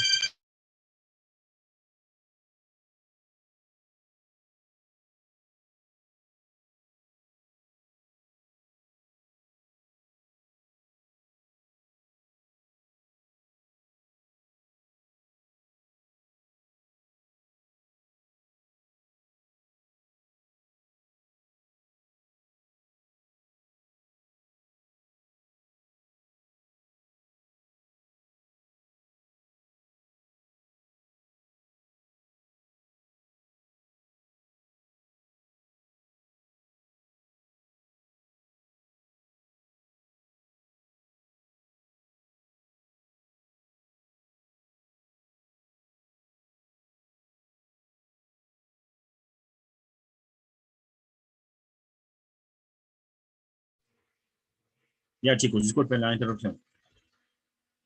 Ya, y las normas jurídicas van a tener vigencia luego de un proceso legislativo, sobre todo en el caso de las leyes, ¿no? Una ley tiene vigencia, o sea, es obligatoria, luego de haberse cumplido una serie de pasos, sin los cuales esta ley no sería obligatoria. ¿Y cuál es el proceso legislativo? Tú lo has escuchado, ¿no? Por ejemplo, ¿cómo empieza a formarse una ley? Empieza a través de la iniciativa legislativa. O sea, cuando alguien presenta un proyecto de ley al Congreso. ¿Ya? Luego de la iniciativa viene un dictamen, que es la selección de proyectos de ley. Luego del dictamen viene la aprobación, ¿no? Los congresistas se reúnen, debaten, ¿no? Y luego aprueban o desaprueban el proyecto de ley. Si lo aprueban, viene la promulgación. ¿Qué significa promulgar? Significa que el presidente de la República lo firma y lo manda a publicar al Diario Oficial El Peruano. Y ahí viene la siguiente fase, ¿no? La publicación. Al día siguiente de su publicación, recién entra en vigencia. ¿Qué significa? Que se hace obligatoria la ley. Entonces te das cuenta que las normas jurídicas van a tener vigencia, o sea, van a ser obligatorias luego de un proceso legislativo. ¿Ya? Una serie de pasos para que la norma sea obligatoria. ¿No, chicos? Entonces, esas son las características de las normas jurídicas, bueno, y de las demás normas, ¿no? Tanto morales, sociales, religiosas y jurídicas. Hasta ahí. ¿Tiene alguna duda, alguna consulta? ¿Podría explicar el proceso de la Constitución del 93? Ya, ¿cómo nació? Yo entiendo de tu pregunta, de cómo nace, ¿no? En este caso, la Constitución del 93.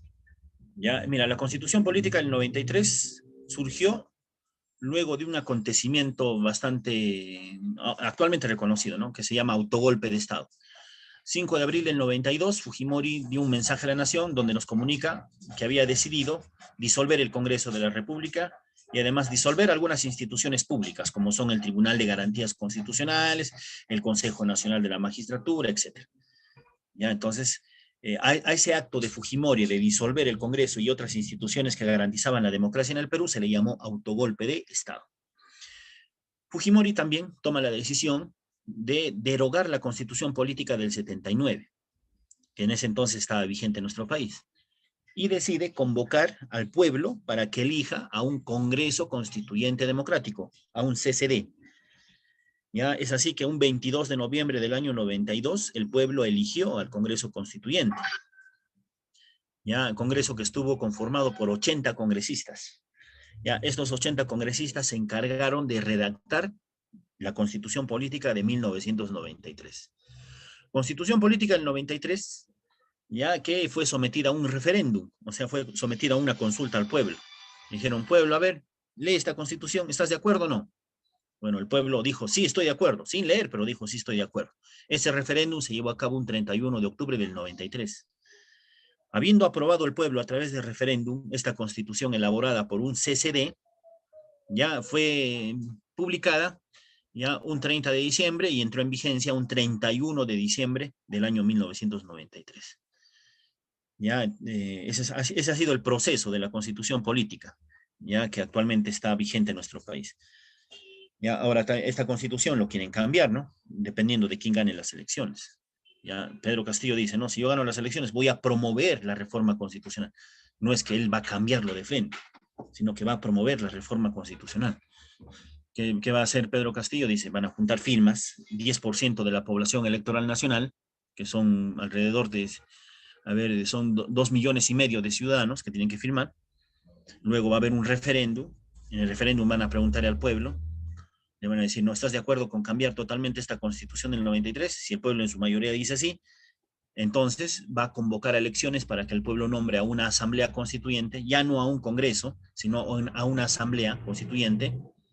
Esa asamblea va a redactar una nueva constitución. La nueva constitución que dice que también lo va a someter al referéndum y luego entrar en vigencia. Pues no, eso es lo que está planeando hacer este señor.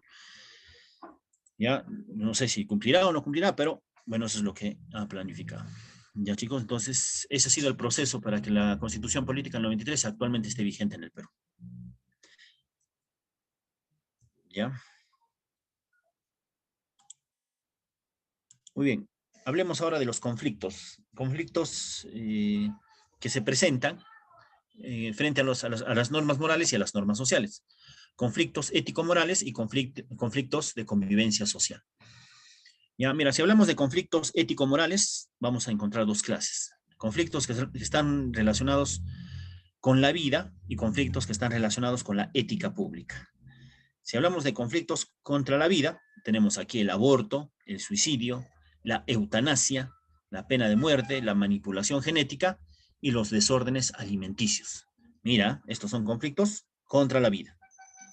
Ahora, si hablamos de conflictos contra la ética pública, aquí tenemos, por ejemplo, la corrupción, el nepotismo y la burocracia. Vean que son conflictos que se presentan frente a los funcionarios públicos, que son los que deben tener una ética pública. Ahora, si hablamos de problemas de convivencia social, o sea, problemas que no permiten que vivamos en una relativa paz social, aquí tenemos, por ejemplo, la alienación, ya te explicaba hace un momento qué era alienación, la delincuencia, el vandalismo, la discriminación, ¿ya? Y los problemas de roles sexuales, ¿no? Como son el machismo y el feminismo. ¿Ya? Feminismo que actualmente está desvirtuado, ¿no? ¿Ya? ¿En qué consiste cada uno de ellos? Eso es lo que te voy a pasar a explicar. ¿Ya? A ver, el aborto. ¿Qué es aborto? El aborto es la interrupción del nacimiento de un ser humano llamado concebido.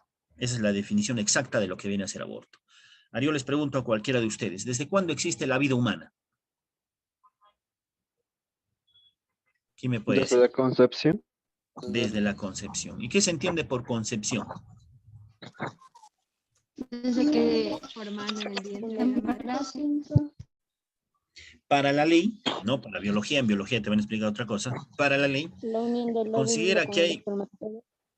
claro, se considera que hay un concebido cuando hay anidación del óvulo y espermatozoide en el útero de la mujer. Óvulo y espermatozoide anidan en el útero de la madre. Desde ese momento nació un ser humano a quien le llaman concebido. ¿Ya? Y desde ese momento la ley reconoce la existencia de un ser humano. Ahora, ¿cómo se protege la existencia de un concebido? Prohibiendo el aborto, al menos en nuestro país. En el Perú se prohíbe que las mujeres puedan abortar libremente, ¿no? Es un delito, esa mujer se puede ir a la cárcel. ¿Ya? Salvo una forma abortiva. La única forma abortiva que se permite en el Perú es el aborto terapéutico, que consiste en que una mujer puede decidir abortar siempre y cuando el embarazo esté poniendo en riesgo su propia existencia. ¿Ya? Si como consecuencia del embarazo una mujer puede abortar, puede morir, perdón, entonces en este caso sí se le permite a esa mujer decidir si aborta o no. ¿Ya? Es la única forma que se permite. El aborto natural es cuando no ha sido provocado, eso claro, ahí no hay sanción. Pues ¿qué sanción habría frente a la pérdida de un embarazo, no? Una mujer queda embarazada y bueno, pierde al hijo, ¿no? En este caso no ha sido provocado, no hay sanción frente a él. Pero si una persona provoca, decide sobre la vida de este ser humano llamado concebido, en ese caso sí hay sanción. Ya, eso me refiero. Ya, el suicidio. El suicidio es la autoeliminación, acabar con la propia existencia. Hay personas, ¿no?, que toman este tipo de decisiones. Al tener diferentes problemas, toman la decisión de suicidarse, acabar con la propia existencia. ¿Ya? Entonces, es un problema relacionado también contra la vida. La eutanasia. Eutanasia es la muerte asistida, ayudar a morir a una persona, pero por razones humanitarias, para evitarle sufrimientos innecesarios. Ya, la eutanasia en el Perú está prohibido. La eutanasia en el Código Penal es conocido como el homicidio piadoso. Y el homicidio piadoso tiene sanción de cárcel. A eso me refiero cuando digo que está prohibido. Pues ¿no? Una persona no puede ejercer la eutanasia libremente. Ya, no puedes acabar con la existencia de otra persona, por más que sea por razones humanitarias. ¿Por qué? Porque puedes perder tu libertad. Es considerado un delito la eutanasia. Profesor, una pregunta. Sí. Sí, te escucho.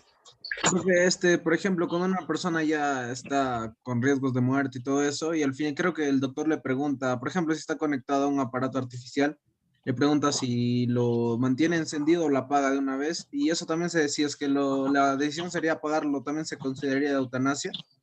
Eso es eutanasia. Y eso, no puede hacer eso el médico. El médico, uno, pierde su chamba, dos, se puede ir a la cárcel por homicidio piadoso. Mira, en el Perú, tú has visto en televisión, había una mujer, o hay, no estoy seguro, que no sé si habrán acabado con su vida. Hay una mujer que ha tenido que pedir permiso a la Corte Suprema de Justicia del Perú para que se le autorice la eutanasia. Es una mujer que había quedado en parapléjica, ¿no? No puede mover ninguna parte de su cuerpo. Solamente puede hablar, nada más. ¿Ya? Entonces esta mujer decidió, pues, ¿no? Acabar con su existencia. Dijo, permítame acabar con mi existencia, estoy harta de vivir así. ¿Ya? A los médicos les ha pedido, les ha rogado, les ha implorado. Y los médicos le han dicho, no, en el Perú está prohibido la eutanasia. Si yo hago eso, te desconecto, como dices tú, me voy a la cárcel, pierdo mi trabajo. Entonces esta mujer ha tenido pues, que pedir todavía permiso al Poder Judicial. Y el Poder Judicial le ha autorizado. Autorizó a los médicos del Ministerio de Salud a que la desconecten. Ya, Ana Estrada se llama, ¿no? Esta señora. Ya ha habido una autorización. Ya, pero libremente un médico no puede hacer eso. No puede hacer eso. Ya, al menos de una manera formal.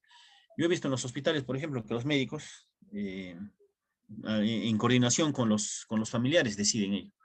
Ya, pero lo hacen de una manera informal, con temor. Dicen, oh, el diagnóstico es este, mira, tu familiar está sufriendo. Ya no va a sobrevivir, está bastante deteriorado su salud. Entonces, creo que ya la desconectamos, ¿no? Entonces, ya desconéctalo. Entonces, ya lo hacen ver como si hubiese sido una muerte natural, ¿no? no lo hacen algo formal, no consta en su historia clínica que la han desconectado por decisión de los familiares, nada de eso, porque se pueden ir a la cárcel. ¿Por qué? Porque está prohibido la eutanasia en el Perú. Ya esta mujer ha tenido que pedir, pues, no permiso a la Corte Suprema. Y esto ha generado un precedente. La Corte Suprema le autorizó a los médicos del Ministerio de Salud a que la desconecten y así acabar con su existencia. Ya, pero, bueno, digo que va a generar un precedente porque aquella persona que ya quiere acabar con su vida va a hacer lo mismo, ¿no? Va a acudir a la Corte Suprema. Lo que se debería hacer es que el Poder Legislativo, el Congreso, legisle sobre este tema, ¿no? Que permita la eutanasia a aquellas personas que así lo decidan y que haya un procedimiento para que ello se lleve a cabo.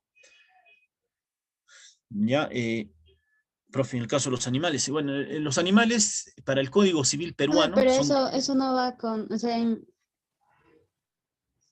Sí, sí, hija. Ya. no, o sea, eso va contra los derechos de la vida, creo, en el aspecto religioso contra de qué? la eutanasia. En el aspecto religioso. A ver, un ratito, por favor.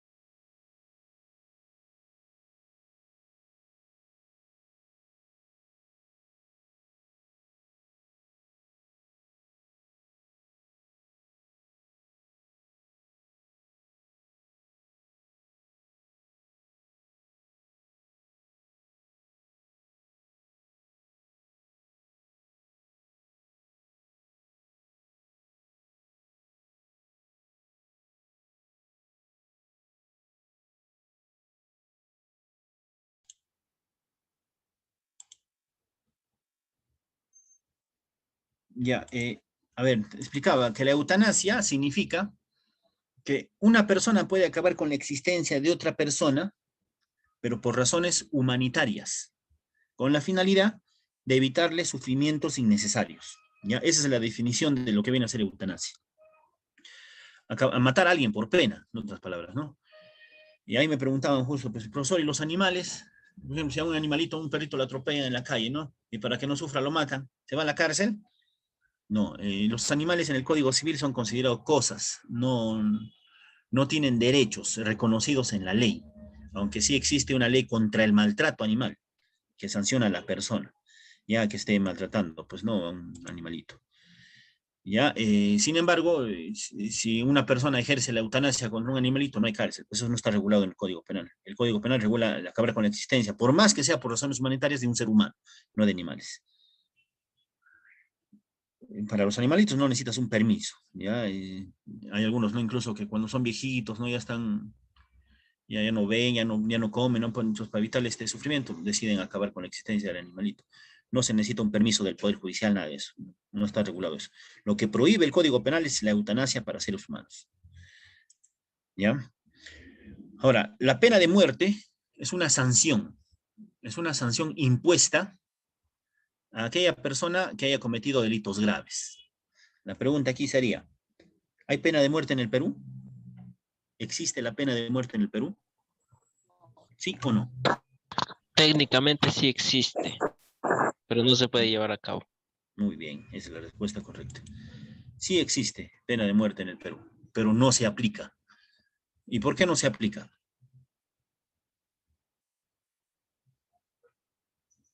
Sí, Carol, tienes razón, lo que has puesto ahí. Por Podría el ser un... pacto de San José.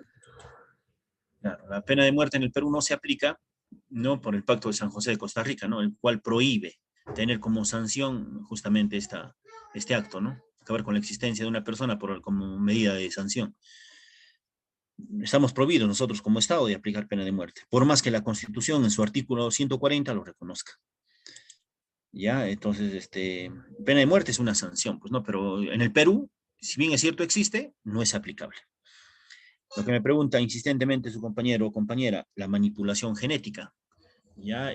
Manipular los genes, pues, ¿no? A través de ciertos actos. Los avances tecnológicos, los avances de la ciencia, ha hecho, pues, ¿no? Que los científicos puedan manipular los genes, ¿ya? A través, por ejemplo, de la clonación o a través de la inseminación artificial, ¿ya? ¿Por qué es inmoral, por ejemplo, la inseminación artificial? ¿Ya? Porque una persona merece conocer a sus dos progenitores, tanto mamá como papá. Una mujer dice, no, yo no quiero tener estorbos en mi vida, refiriéndose al varón.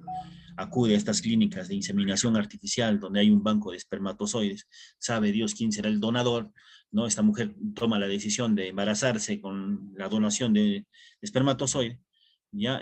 ¿Por qué es inmoral? Quizás para ella no va a ser inmoral, pero para sus hijos sí, o para su futuro hijo, porque su futuro hijo más adelante va a querer conocer a su padre. Y no lo va a hacer, pues no lo va a conocer. ¿Por qué? Porque en este caso no se sabe, pues no, tendría que acudirse a la clínica, esa persona tendría que acudir a esa clínica y preguntar quién era el donante de ese espermatozoide. Por eso se considera inmoral, la manipulación genética. ¿Podemos salirnos del Pacto de San José de Costa Rica? Sí, claro, pero traería consecuencias económicas, sobre todo para nuestro país. No es tan fácil. Ahorita el orden mundial está regido por los organismos internacionales. Los organismos internacionales, creados por las potencias mundiales, han sido creados con la finalidad de manipular a los países. Por ejemplo, la ONU, la OEA. La OEA ha promovido el Pacto de San José de Costa Rica. Entonces, si nosotros quisiéramos salirnos del Pacto de San José, tendríamos que denunciar este pacto ante la OEA. Decirle, ¿sabes qué? No estamos de acuerdo con lo que dice el Pacto de San José, así que nos retiramos. La OEA no se va a quedar quieto. La OEA va a tomar represalias como lo que ha tomado con Venezuela. ¿No? Va a decir bloqueos económicos, no le compren a Perú. Ahorita estamos en crisis, agravaría más la crisis. O sea, aquella persona que proponga, pues no, decir pena de muerte, nos salimos del Pacto de San José, ya no importa las sanciones que nos imponga la OEA, no, pues sumirnos más, pues no, en la pobreza. Ya esas consecuencias puede tener, no es tan fácil renunciar a los pactos. Ya, los desórdenes alimenticios, que pueden ser pues la bulimia, la anorexia y la vigorexia.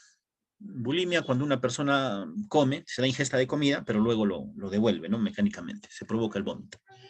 La anorexia, cuando la persona no come, evita la ingesta de alimentos. Y la vigorexia, cuando una persona pretende incrementar su masa muscular de una manera acelerada. Ya no solamente acude a un gimnasio, ¿no? Para que a través de ejercicios incremente su masa muscular, sino que acude a ciertos suplementos, como son los anabólicos, los esteroides, para que pueda incrementar su masa muscular rápidamente. Ya eso le llaman vigorexia, y es un desorden alimenticio. Ahora, problemas contra la ética pública.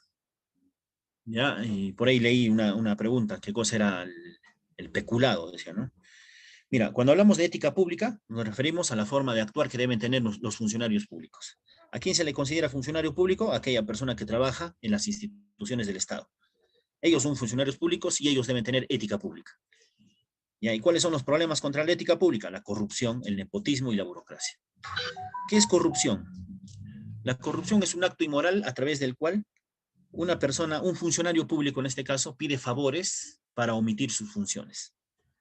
Pide favores o dádivas para que incumpla con sus funciones.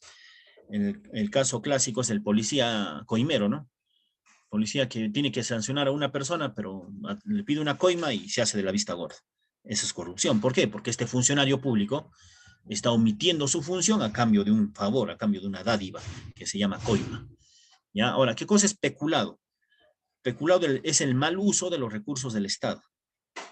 Hay funcionarios que mal usan los recursos del Estado. Por ejemplo, ¿no? El Estado le da un auto a un funcionario público para que se pueda movilizar en el cumplimiento de sus deberes. Pero este funcionario utiliza ese auto para que pueda llevar a su hijo al colegio, para que su esposa se vaya a pasear, etc. Ya, a eso se llama peculado. Mal usar los bienes del Estado para beneficio propio. Ya los bienes del Estado están a beneficio de la población, no a beneficio de una persona. ¿Ya? Malversación es cuando te dan dinero para que lo inviertas en algo, pero tú lo utilizas para otra cosa. ¿Ya? Entonces son delitos de corrupción, pues la malversación, el peculado, etc. ¿Ya?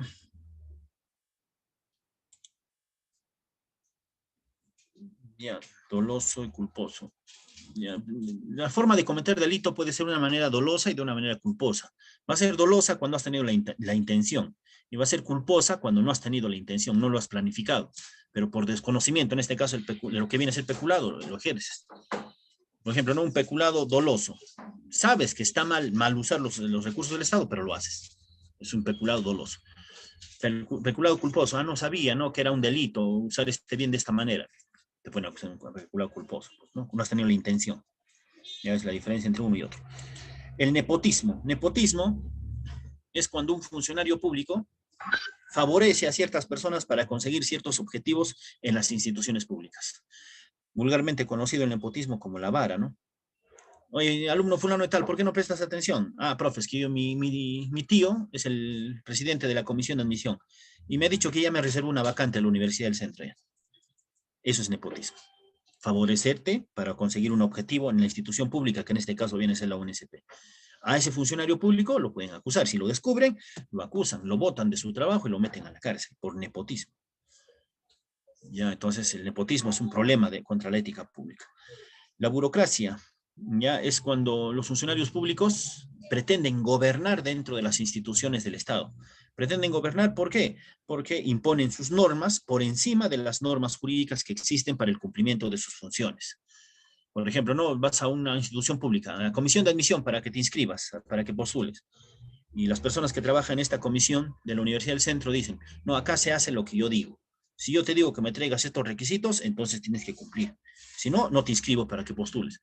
Oye, pero según el reglamento de la universidad dice que solamente tengo que presentar esto para postular. No me importa lo que diga ese reglamento. Acá se hace lo que yo digo. A ese tipo se le puede acusar de burocracia. ¿Ya? Y por burócrata puede perder su trabajo. ¿Ya? Entonces, estos son problemas que se presentan en las instituciones públicas. ¿Ya? Los funcionarios públicos deben tener pues, una ética pública. No deben ser corruptos, no deben ejercer actos de nepotismo y tampoco deben ser burócratas. Por último, los problemas de convivencia social. Aquí tenemos, por ejemplo, lo que es la alienación, la delincuencia, el vandalismo, la discriminación y los problemas de roles sexuales. Alienación, ya te expliqué, es la pérdida de la propia identidad cultural. Ya las personas van perdiendo su identidad cultural para adquirir identidades ajenas, ¿no? O foráneas. La delincuencia es cuando una persona pues, comete delitos, ¿no? Conductas debidamente tipificadas como delitos en el Código Penal. Matar, robar, violar, estafar, traficar drogas, etc. ¿Ya? Estos actos no permiten una convivencia pacífica en la sociedad. ¿Ya? El vandalismo es cuando una persona no respeta la propiedad ajena. ¿No? Te dan una carpeta para que utilices en el colegio o en la academia y tú agarras una navaja y empiezas a rayar la carpeta. O agarras el lapicero y empiezas a escribir sobre la carpeta. Eso es un acto de vandalismo. ¿Por qué? Porque no estás respetando la propiedad ajena. Ya, el vandalismo no solamente se comete a través de las pandillas, ya, sino también se puede cometer de manera individual cuando no respetas, cuando haces pintas en la pared, etc. ¿Ya? Entonces, esos actos son vandálicos. ¿Ya? Me enseñó mucho.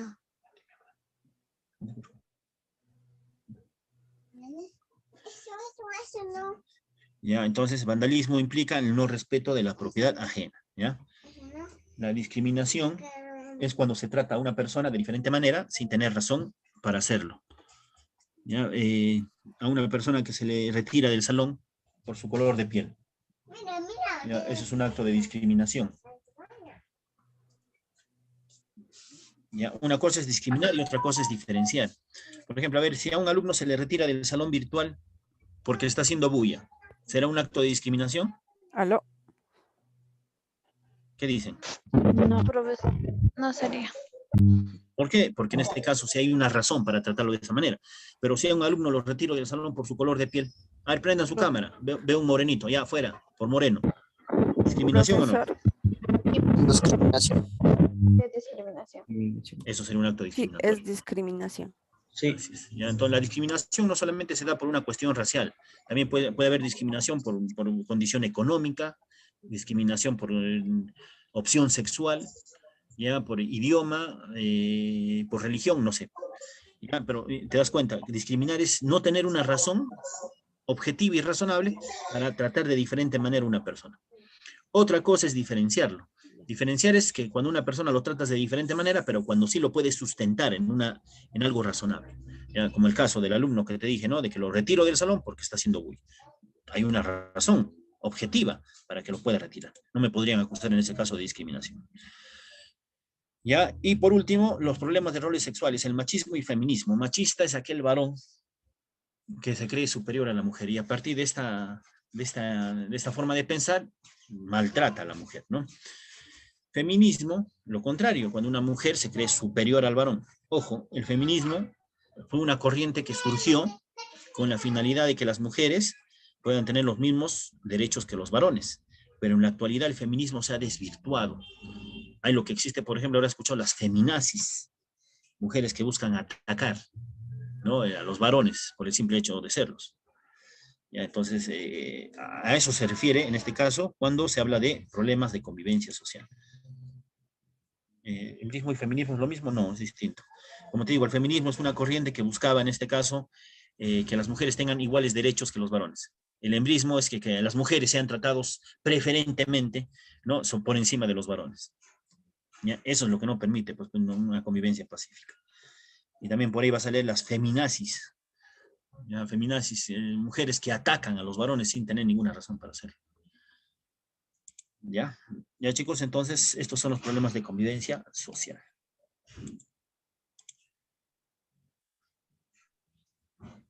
Claro, en la RAE no existirá, pero sí es un término que se usa, ¿ya? Frente a corrientes creadas por mujeres, ¿ya? El feminazi. Incluso ahí, acá en el Perú ya está llegando ese tipo de posturas. Ahora he escuchado, ¿no? Esa artista, Maura Couto, creo que se llama, que ganó un premio del Ministerio de Cultura para que genere un programa, no sé, algo así, ya, la cual propone, ¿no? De que dice, ¿no? ¿Por qué aún que las palabras se cambien, ¿no? No debe decir nosotros o nosotras, sino nosotres, dice, ¿no?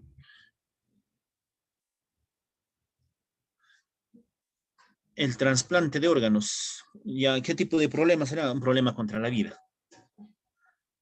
¿Ya?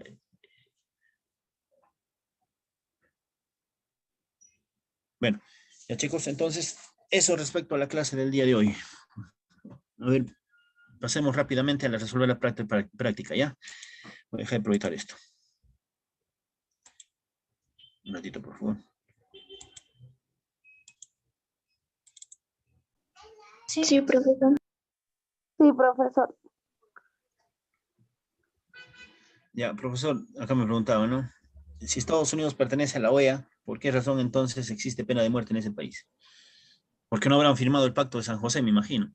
No significa que la OEA emita un pacto y obliga a todos a firmarlo, sino que lo propone, ¿no? Y hay países que se adhieren, y el Perú se ha adherido. Entonces tú me dices, ¿por qué si Estados Unidos pertenece a la OEA, por qué no existe pena de muerte y no habrá firmado el pacto de San José? Una razón. Segunda razón, existe la OEA gracias a Estados Unidos. Existe la ONU gracias a Estados Unidos y otros países, potencias en el mundo. Es como si nosotros creáramos un club de amigos y nosotros vamos a decidir quién entra y quién sale. Entonces, son razones políticas que existen en el mundo para que Estados Unidos haga lo que le dé la gana. Pregunta número 1 dice, ya hay estados en Estados Unidos. No. Bueno. Uno dice, es todo lo aprendido, lo creado y compartido por un grupo de personas que conforman un grupo social. Esto es definición de lo que viene a ser la cultura. Cultura. Ya, pregunta número 2 dice, está referido a todos los objetos tangibles producidos durante la vida cotidiana de las personas. ¿A qué dimensión de la cultura se hace referencia? Material, profe. Material. Cultura en la dimensión material, ¿no? Cultura material, la B. Pregunta número 3 dice, relaciones, relativismo cultural, interculturalismo y etnocentrismo. ¿Se cree superior a otras culturas? Eso es etnocentrismo, ¿no? Ya, a ver, vamos a ver. Ya, entonces, se muestra tolerante con otras culturas, pero no promueve el diálogo entre ellas. Eso es relativismo cultural. Propone la interacción o interrelación de otras culturas en condiciones de igualdad. Ese es interculturalismo. Entonces sería 1B, 2C, 3A. Ya, la respuesta sería la C. Pregunta 4, dice, establezca verdadero o falso en las siguientes proposiciones. La cultura es compartida porque no es un atributo individual de un ser humano, sino de un grupo de ellos como integrantes de un grupo social. Esto es verdadero. En el Perú se hablan 3 lenguas, que son el castellano, el quechua y el aymara. En el Perú solo se hablan, dice, ¿no? Solo, eso sería falso. Falso. La cultura es aprendida consciente e inconscientemente a través de la interrelación de un grupo social. Verdadero. Es verdadero. Verdadero. Entonces, la respuesta sería la alternativa C.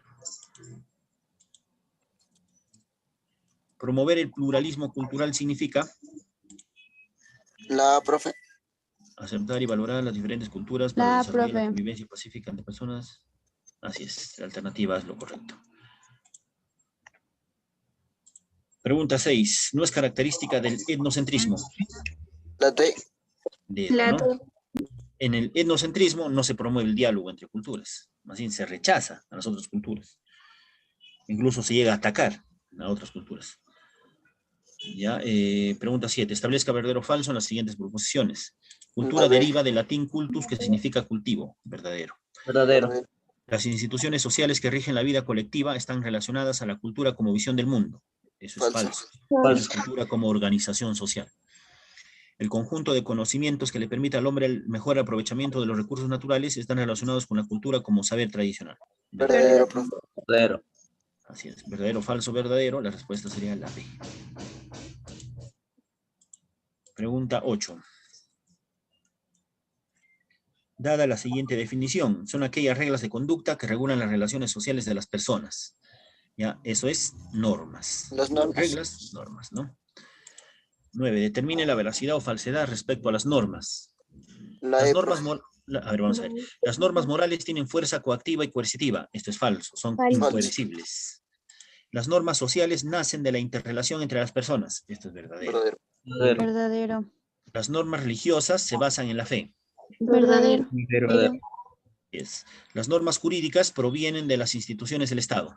Verdadero. Verdadero. Muy bien, la alternativa correcta es la E. 10 dice, dadas las columnas, columna A jurídica y columna B moral. Obviamente es norma jurídica o norma moral. A ver, dice, 1, el presidente de la República lo puede otorgar. Ya, presidente puede otorgar normas Jurídica. Jurídica. Esto es la columna A. Andrés lo practica cuando paga sus tributos. También es una norma jurídica. Jurídica. La anorexia y la bulimia es uno de sus problemas. Eso es Moral. contra la norma Moral. Moral. Nacen del criterio individual de conciencia. Conciencia. ahí. Moral. Moral. Entonces sería 1 y 2A y 3 y 4B. Y eso lo encontramos en la alternativa A. Ah,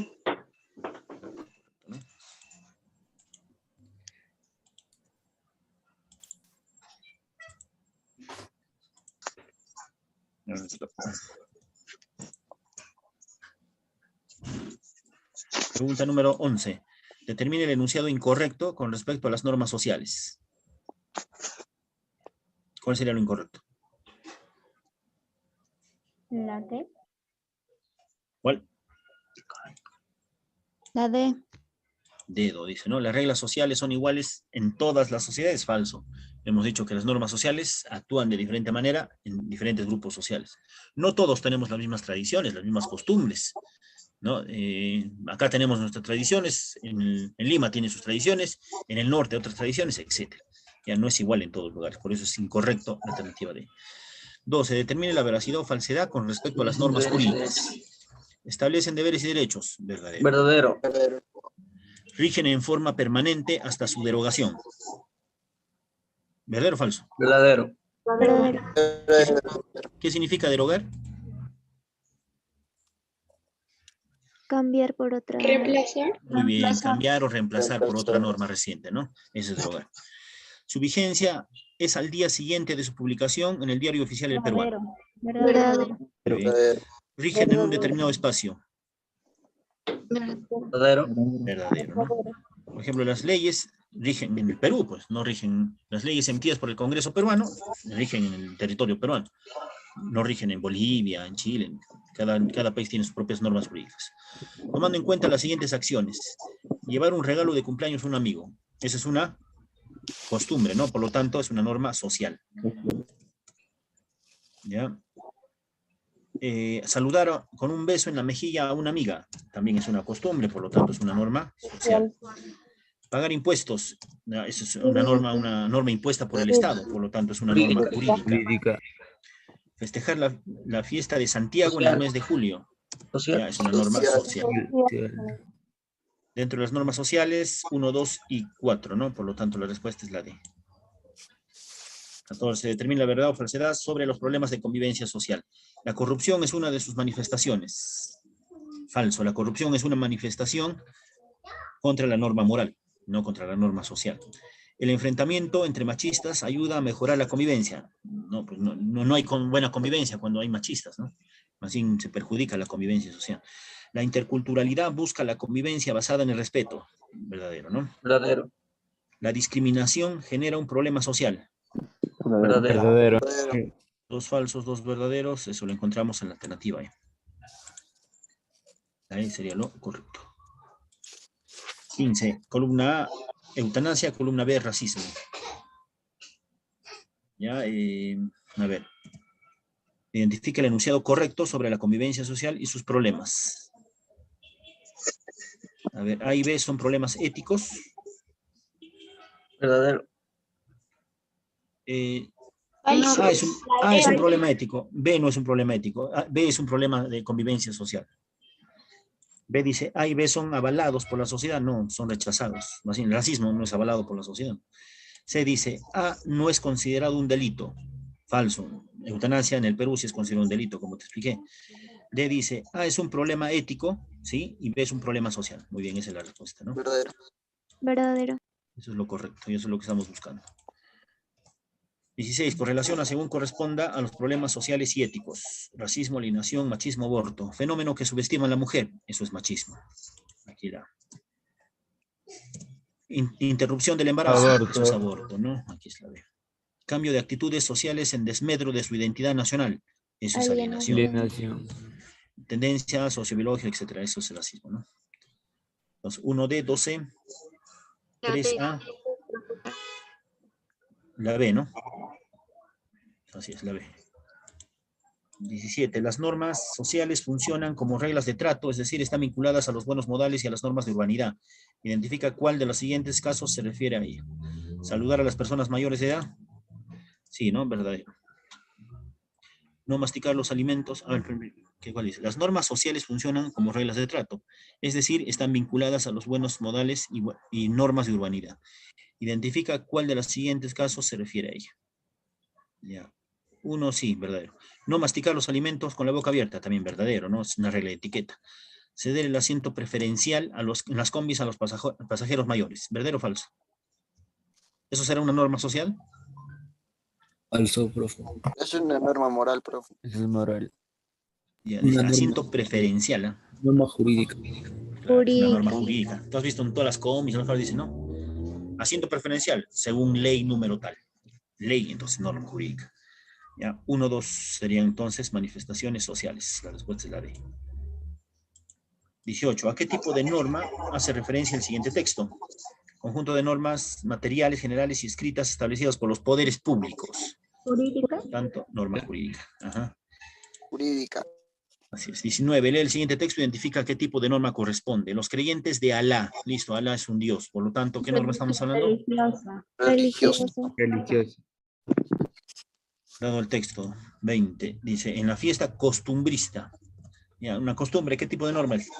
Social. Social. Social. Entonces, la clave está ahí. Social. Así es. Listo, chicos. A ver, la pregunta 6. Hemos marcado como clave la alternativa D. D de dedo. En la 6, ¿ya? Listo, chicos.